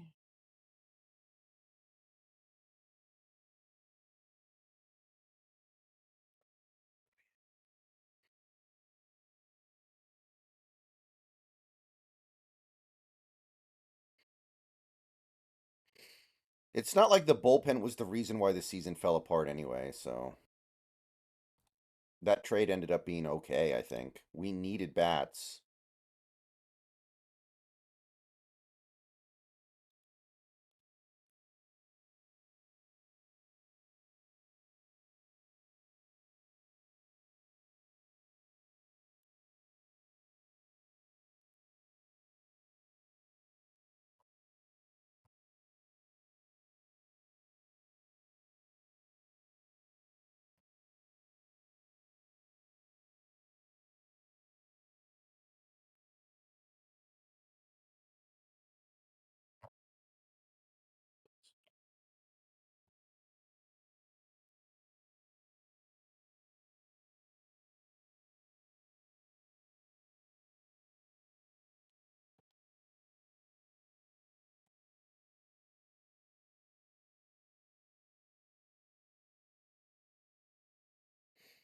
Honestly, can we just roll with Tommy Malone as our fifth starter? I like that guy. And every time we used him last year, he was good. Like, what am I missing here?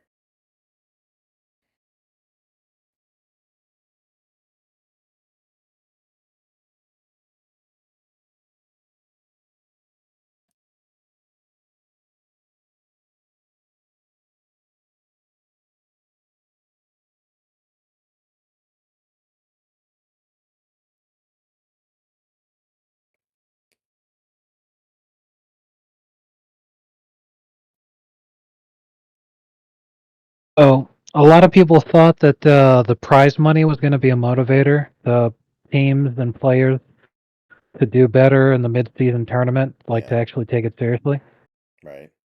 The Bucks advanced to the Eastern Conference Finals of the in-season tournament. In a post-game interview with Giannis, he was surprised when the interviewer told him that they get paid, that they get prize money for the tournament. He was like, "Whoa, whoa, what? We actually get money? Oh, nice. The rich get richer." That sounds like a very He didn't Giannis even thing. right. He didn't even know. I was like, dude, what the fuck?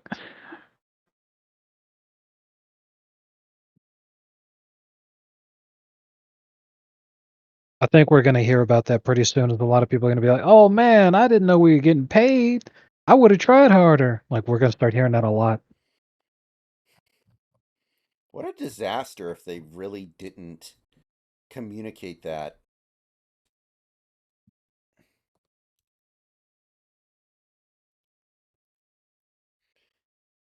Like, I imagine a lot of the players, if they didn't know they were getting paid, were like, what the fuck is this? Why are we doing this?"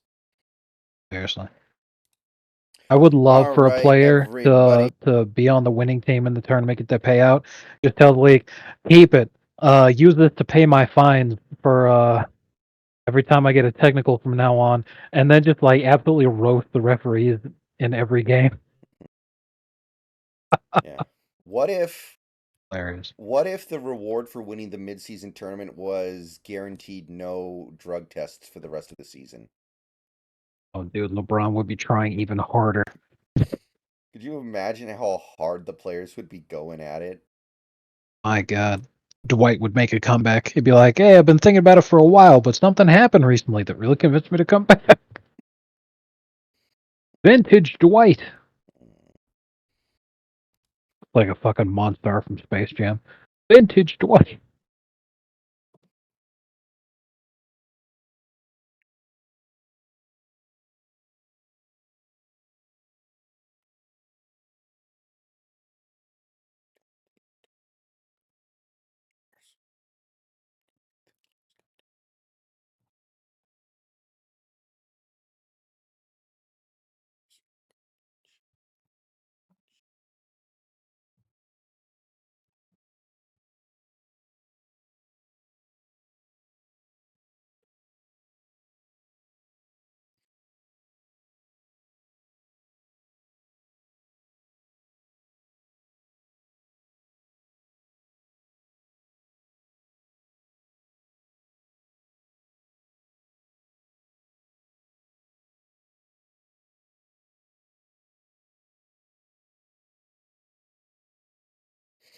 I mean, I think if the prank videos were are good, like they're actually a good prank, it could be good. But the prank videos are always like, I'm gonna go through this I'm gonna order food from this restaurant and then leave before I pay. Like that's not a prank. I'm gonna pretend to start jerking off while in line at Starbucks. That's not a prank. Any Neanderthal could do that. Yeah.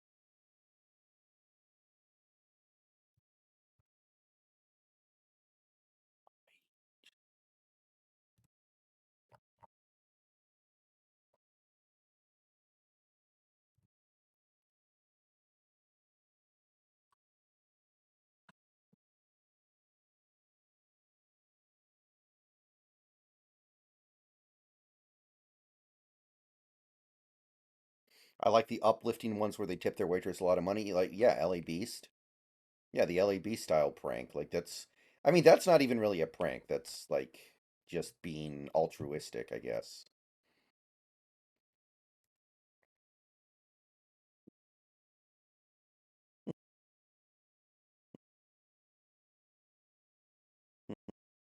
Thank you for the follow.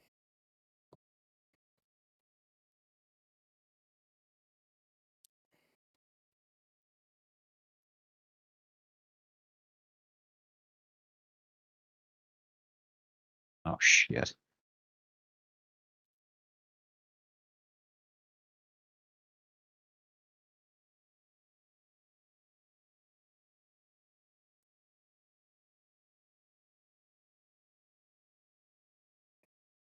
There we go.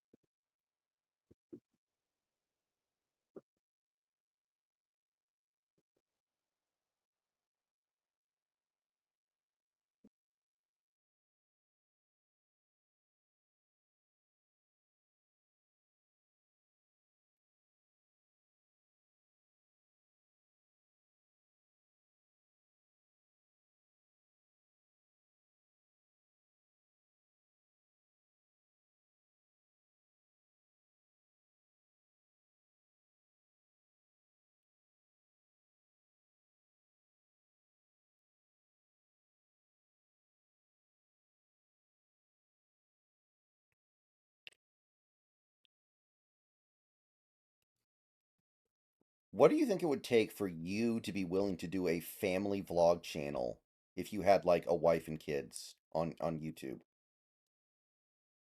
Like, do you think there's any force on earth Um, that could convince you to do that? if I knew that by doing so, it would be successful and I would be able to make lots of money from it, then I would do it, yeah. But that's like one of the big things with making a YouTube channel is you never know if it's gonna take off or not, and the odds are insanely highly against you. Mhm.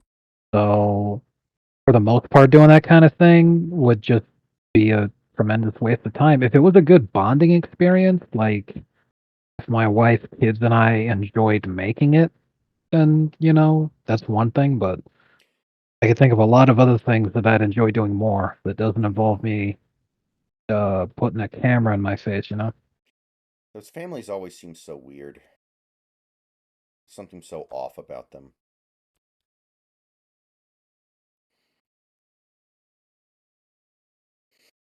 I like the I ones on look at it as Instagram. they're like, yeah, The ones on Instagram seem like they're not just trying to ruin their kids' lives by forcing every moment of their life to be in front of a camera. right. There's one family that I follow doing that stuff online.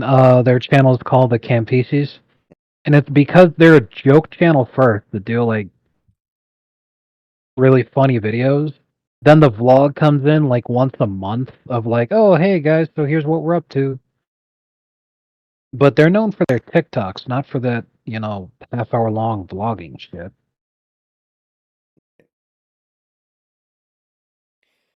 Um,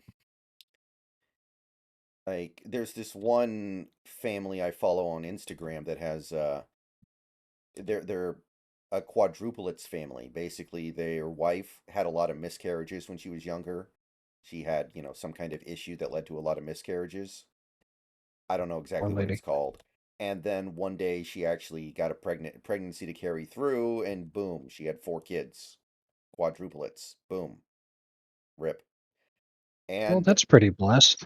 yeah, and she actually had a miscarriage like 6 months ago because she's trying to have more kids because she really likes having kids.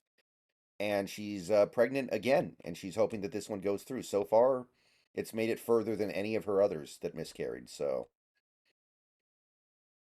Here's but hoping.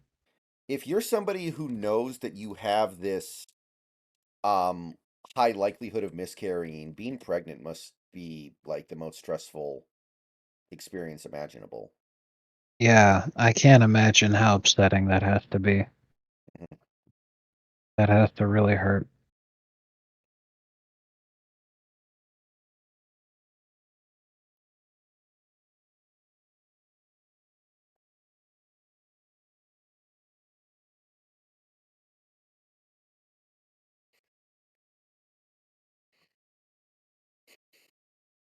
There's another family I follow that has 12 kids.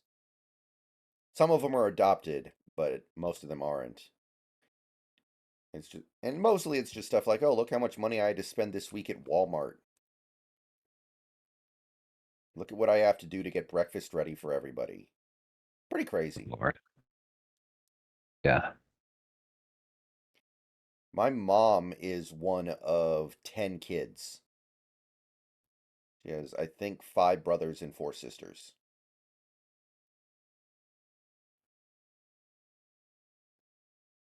What are the odds of that? An actual even split with that many kids? My grandmother had five kids, all of them male, which is what, 3%? What you're always hoping for, really. Oh, yeah, she did not want girls at all. She was very happy about the way things turned out. She wanted to raise Tremendously boys. based. She wanted to raise boys.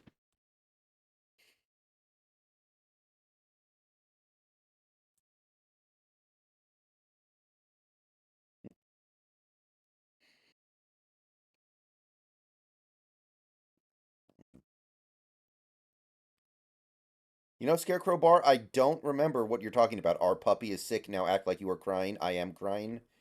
I don't remember that. Is that from like some sort of family vlogging controversy? Because there are definitely things like that where they force the kids to cry in order to make content and try to make it all dramatic.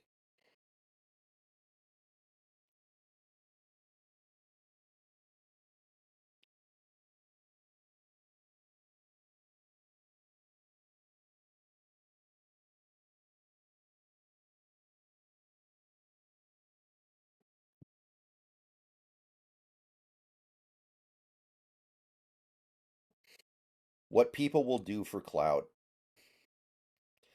Like, have you guys ever seen that? I think it's a TikTok thing. Like this TikTok trend of like moms that have really sick children and they like do these dance videos on TikTok next to their sick child in the hospital with captions going across the screen that like describe what's going on with their kid. It's really fucking weird, but it turned into like this TikTok trend.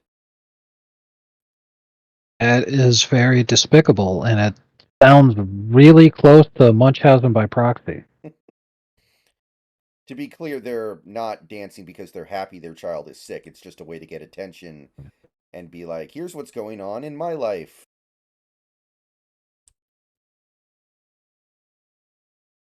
Right, and that's the thing. Munchausen by proxy is a mental illness and child abuse. It's like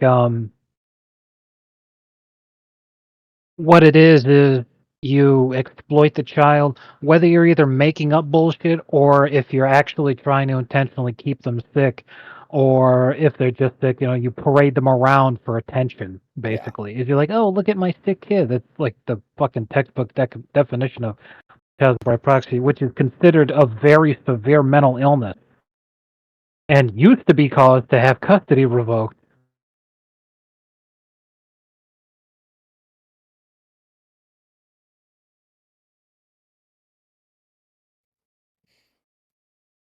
But now it's a legitimate way of making money. That's what happens when TikTok nurses accidentally end up carrying a child to term. They end up doing that.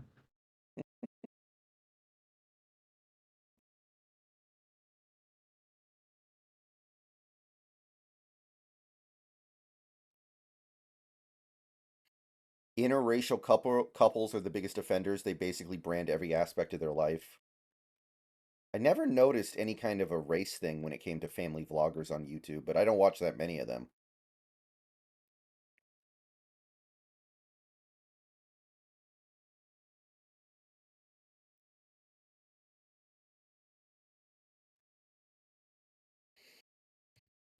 Colleen Ballinger, the one who did the ukulele song apology video, her sister, Um, or no, her brother actually does a family vlog channel that has been kind of controversial.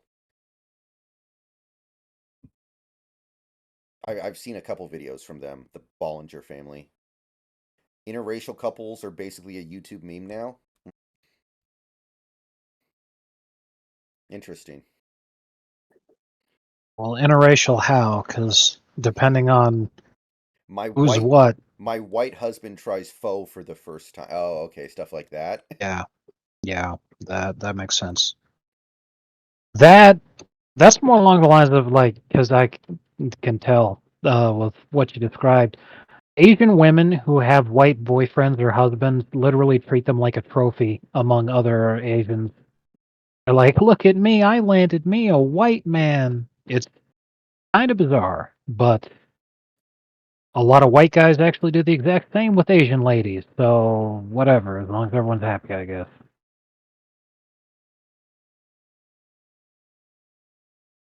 They totally believe it. Yeah. My mom actually did not get her family's blessing for my dad, as in like they did not give it.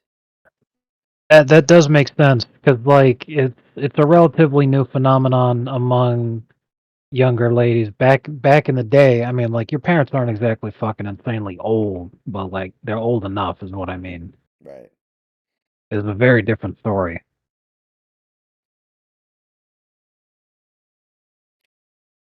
Yeah, and when they got married, my dad worked at like a mattress factory or something. It was, very, very, he didn't graduate high school. People actually, when he was younger, thought he was retarded, more or less, because he couldn't read very Wild. well because he has really bad dyslexia, but they didn't know what dyslexia was back then. Yeah, back then they just assume you're retarded, Like, my dad's actually very smart. He just can't read that well. which makes sense. Mhm. Dyslexia's got to be really hard. One time he got pulled over on suspicion of drunk driving. He wasn't drunk, to be clear, but he got Right. pulled over, and the cop wanted him to do the alphabet backwards, and he's like, "Dude, no, no fucking way. You got to give me another test. Yeah. I can't even do the alphabet forwards."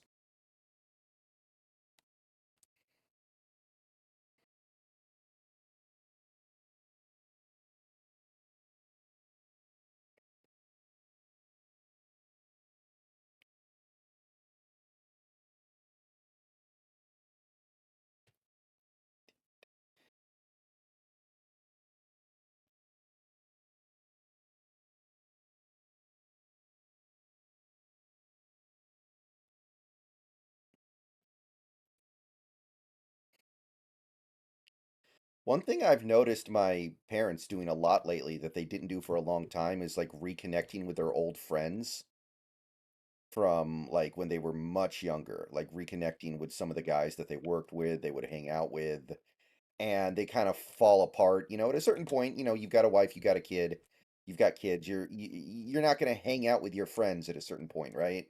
That's just Right. common sense. And lately, they've been really trying to reconnect, and they've been going to concerts and going out to dinner with these guys. It's been kind of nice. Yeah, it is nice.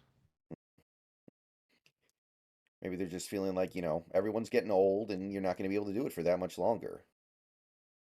Yeah. Gotta take the time to enjoy things while you can and let the people who are important to you know that you are important to them.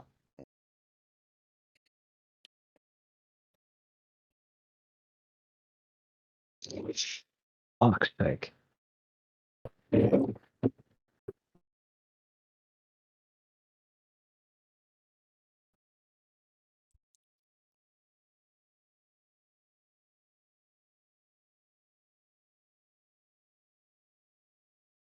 Well, we're close. We might get this done tonight, actually. It's possible.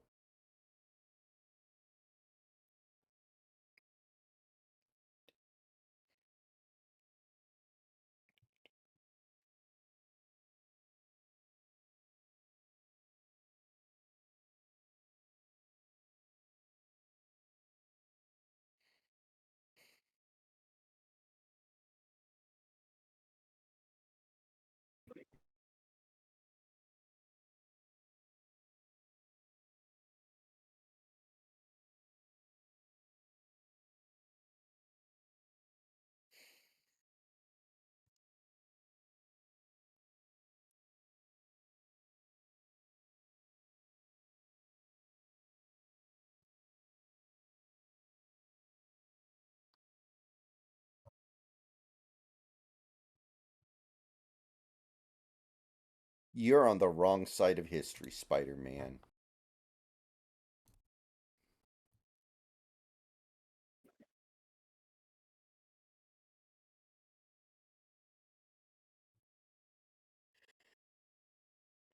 Oh yeah, I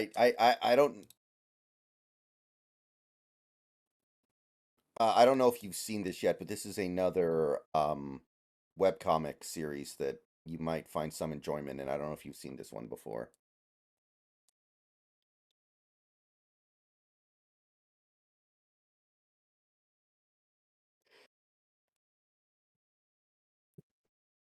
Oh yeah, I've seen a couple of these, but I thought uh, I didn't realize it was the whole thing. This is great because I loved the Far Side Yeah, The when I Far was Side's younger. amazing. Love it. Elite.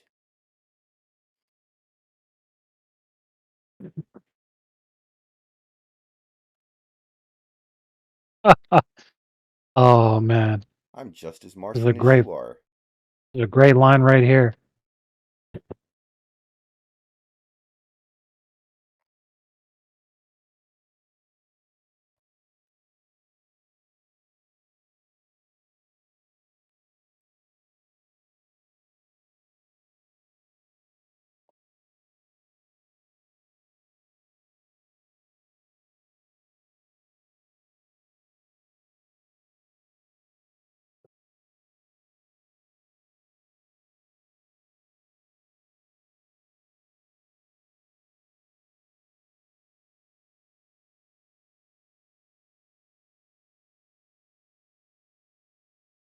Stanton doesn't have the kind of money that a lot of owners have, admittedly, but that does not justify what he's doing right now in any way, in any sense of the word.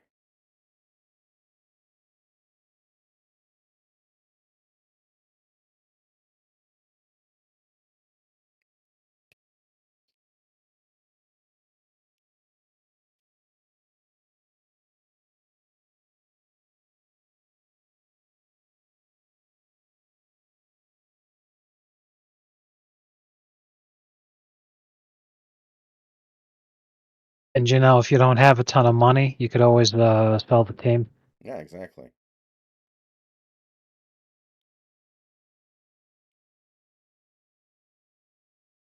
And, unlike something like Jerry Jones, it's something that could happen. Like Jerry Jones, there are definitely a significant subset of Cowboys that demand that he sell the team every year. They want him to sell because the team hasn't been successful in a long time. And he'll never sell because he loves the Cowboys. He loves football, and it means so much to him to be able to own the Cowboys. But John Stanton doesn't give a shit about the Mariners. It's just a way for him to make money. I don't think he gives a shit about Right. baseball.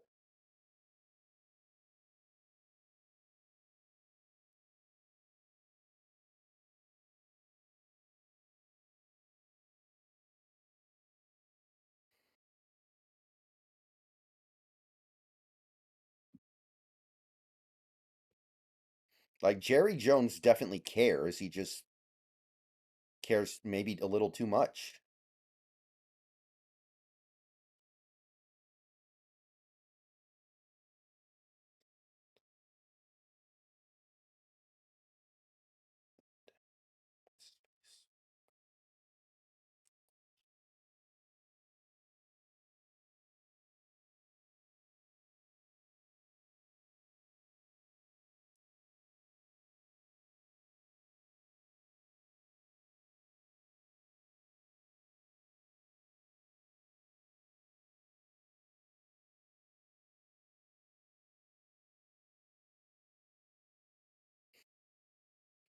It is an insanely good grift.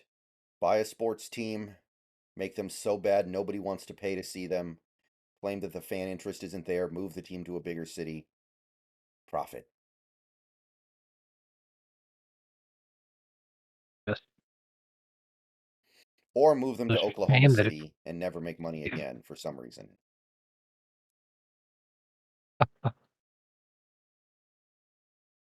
I still maintain that they did that to the Sonics as a warning to the rest of the league. Because the Sonics were just old enough of a franchise that hadn't been historically very successful or very historically popular. And they could sit here and say, "Now you better do what we fucking tell you, or we'll move the team. We did it to the Sonics. You're not safe." I mean, obviously the Lakers are safe, but when's the last time the Lakers were bad for a long time? Actually, it was before LeBron got there, but I see your point. Exactly. It was the longest period of time that the Lakers were not competitive. It was between Kobe tearing after his the failed Achilles. CP3, right, after the failed CP3 trade when they fucking tried all that other crazy shit. As soon as they traded for Dwight, from then to when they got AD,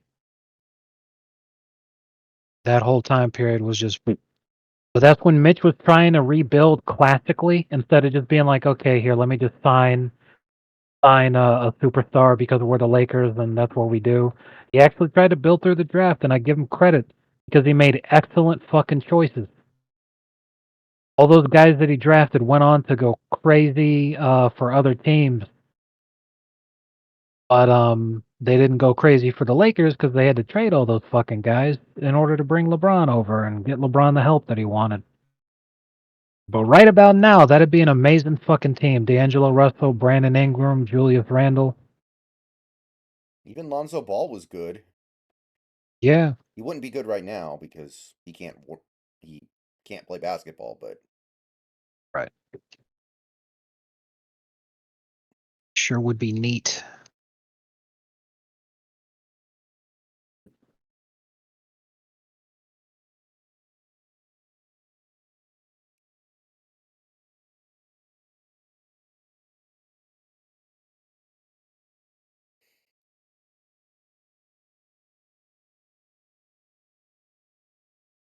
There we go. Fuck yeah. That's huge.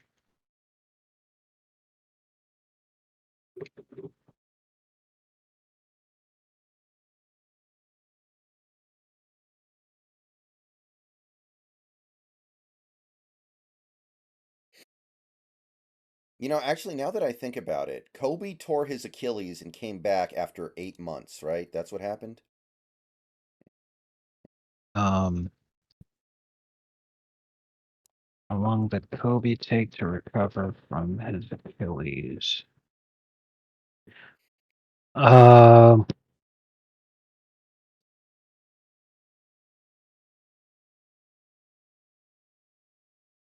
because it was right before the playoffs, and then he was back partway through the next season. I think it was about 8 months.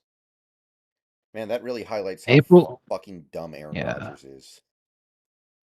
April 12th is when he gets hurt.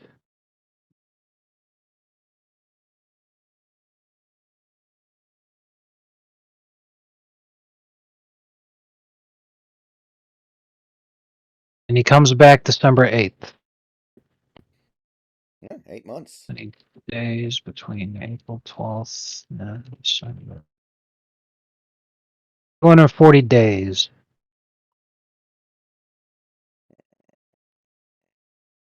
So yeah, 8 months on the dot. And Aaron Rodgers tried to do it in less than 4. Because the Kobe thing was crazy when it happened. People were shocked. Definitely. It's even more crazy is that he kept going for several more years after that. That at his age, how long he'd been playing, that kind of injury should have taken him out for good. And a Yeah. lot of people were scared about that when it happened. The last few years of Kobe were pretty fucking depressing. I can't lie. I mean, I know it doesn't seem depressing now compared to what happened after he retired, of course, but Yeah, like those teams were so hopeless. right. And a lot of people feel the same way that he deserved better. It's very sad he didn't get it.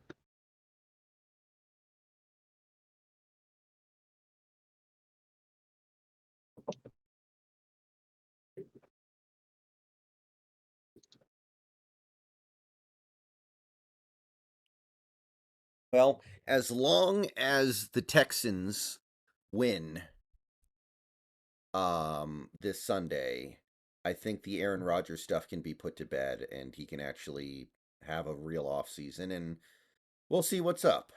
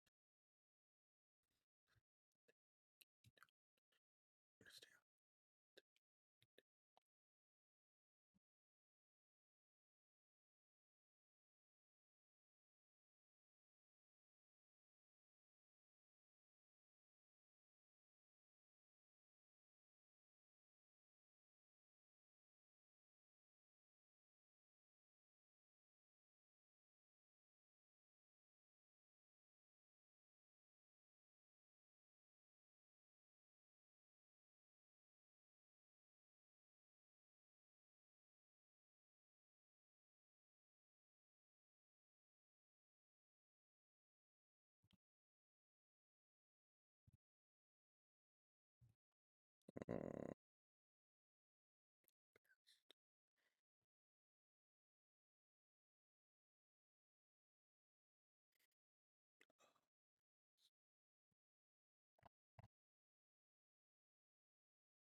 Wow, the Warriors ended up winning. They were getting bullied early. Damn. Who do they play? The Blazers. Steph was garbage in the first half, and then he detonated in the second half. God damn.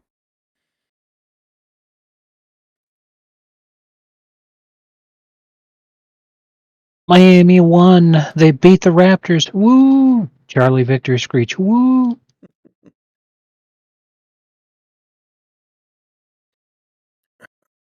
Duncan Robinson and Caleb Martin both dropping quality dong on the Raptors. Everybody said those guys would never play well again after the playoffs, and it was all just a fluke. And they continue to absolutely light it up this year.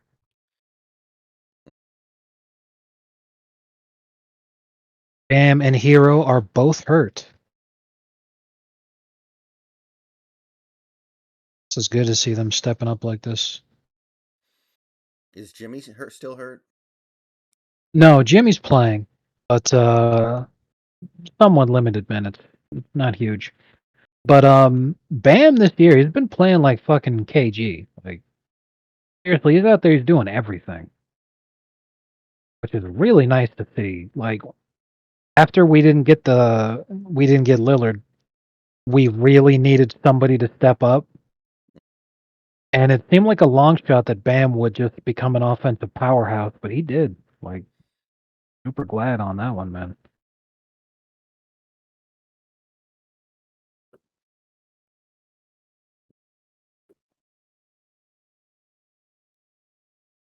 I'm sure Mickey's pleased as punch that he doesn't have to pay Lillard all that money. I still feel that Israelis should not be allowed to own basketball teams. That actually Or, reminds me here. So Lillard has played in 19 games. His percentages are not very good, but his numbers are more or less in line with what you would expect. Not bad.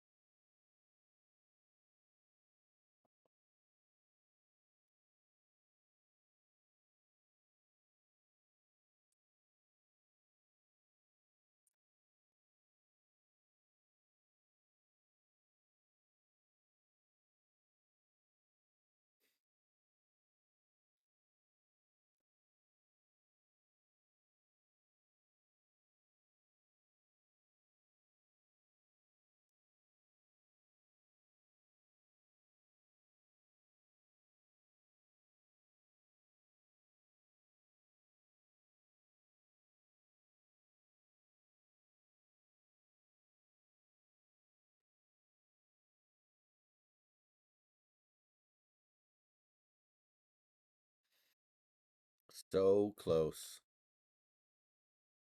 yeah, almost there.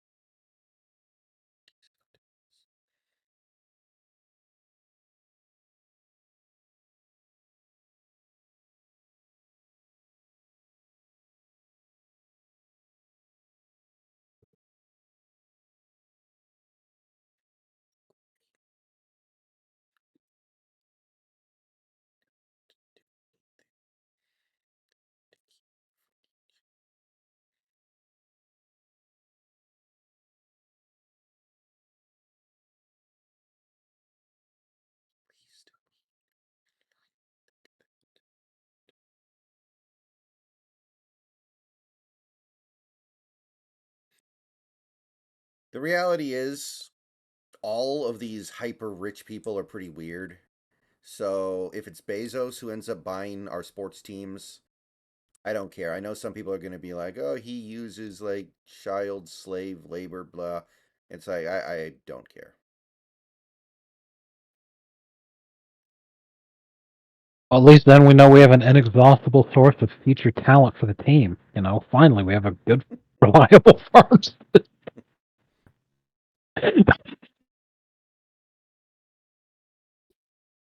Maybe that's what's been holding us back all these years. Exactly.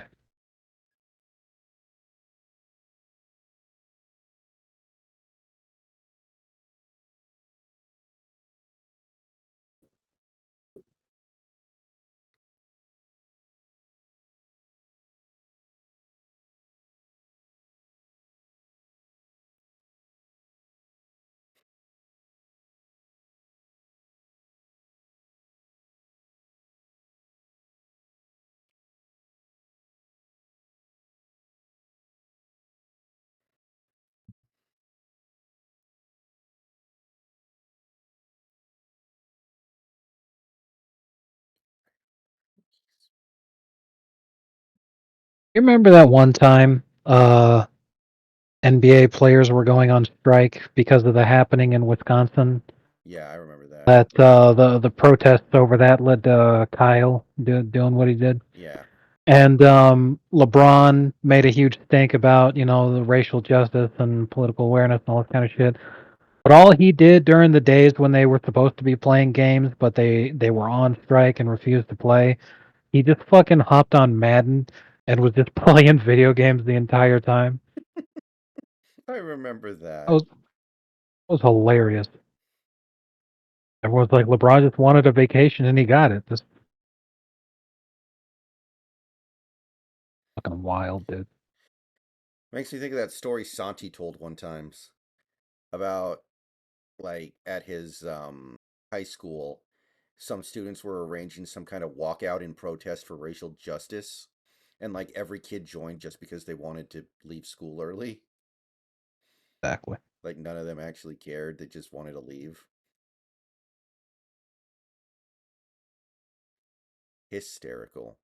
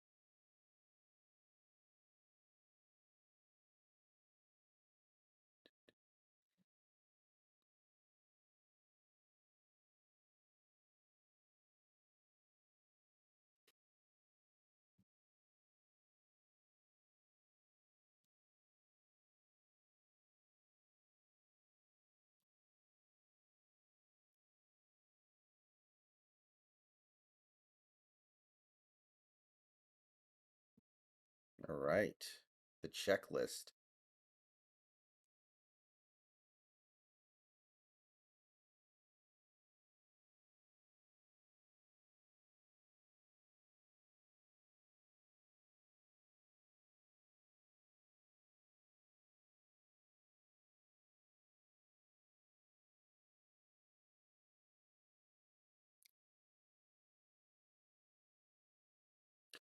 Yeah, me and Snacks talked about that once on stream about how all the wealthiest women in the world are women who married rich men and then divorced them. Like, Exactly. like you have to go down the list pretty far to actually find a self-made, what, high net worth woman. I think it's like Oprah, probably the richest woman in the world who didn't marry money or was born into it. Taylor Swift's a billionaire now, but she's still not there yet. It's probably those two. That might be one and two. Let me check. List of richest women in the world. It's a list of female billionaires sorted by net worth.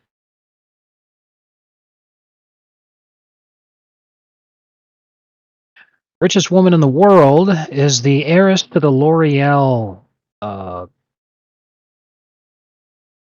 fortune, apparently. Huh, I thought it was the woman that divorced Bezos. She has dropped it down the list. Oh, Good fucking Christ. There's so many Wikipedia begging for money right now. I can't read this fucking thing. Jesus.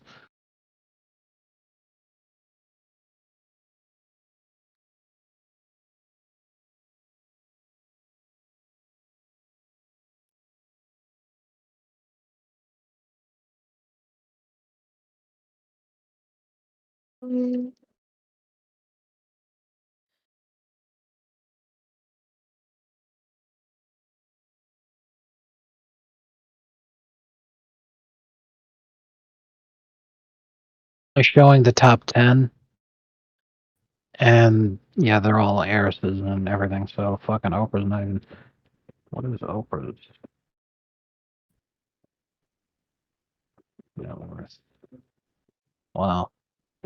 Oprah's a billionaire, but it's less than $3 billion, which is still a hell of a lot of money, obviously. But the top 10 richest women in the world, the 10th place is over 20 billion, so you're gonna have to go a fucking distance to. But I mean, also proves the point, you know. kinda, yeah. All right, we did it. Well, how All okay. right. How is Kim Kardashian that rich? Like, is it just from like her clothing line? I guess that kind of counts as self-made. But Kim Kardashian's net worth is an estimated 1.8 billion. Okay. All right.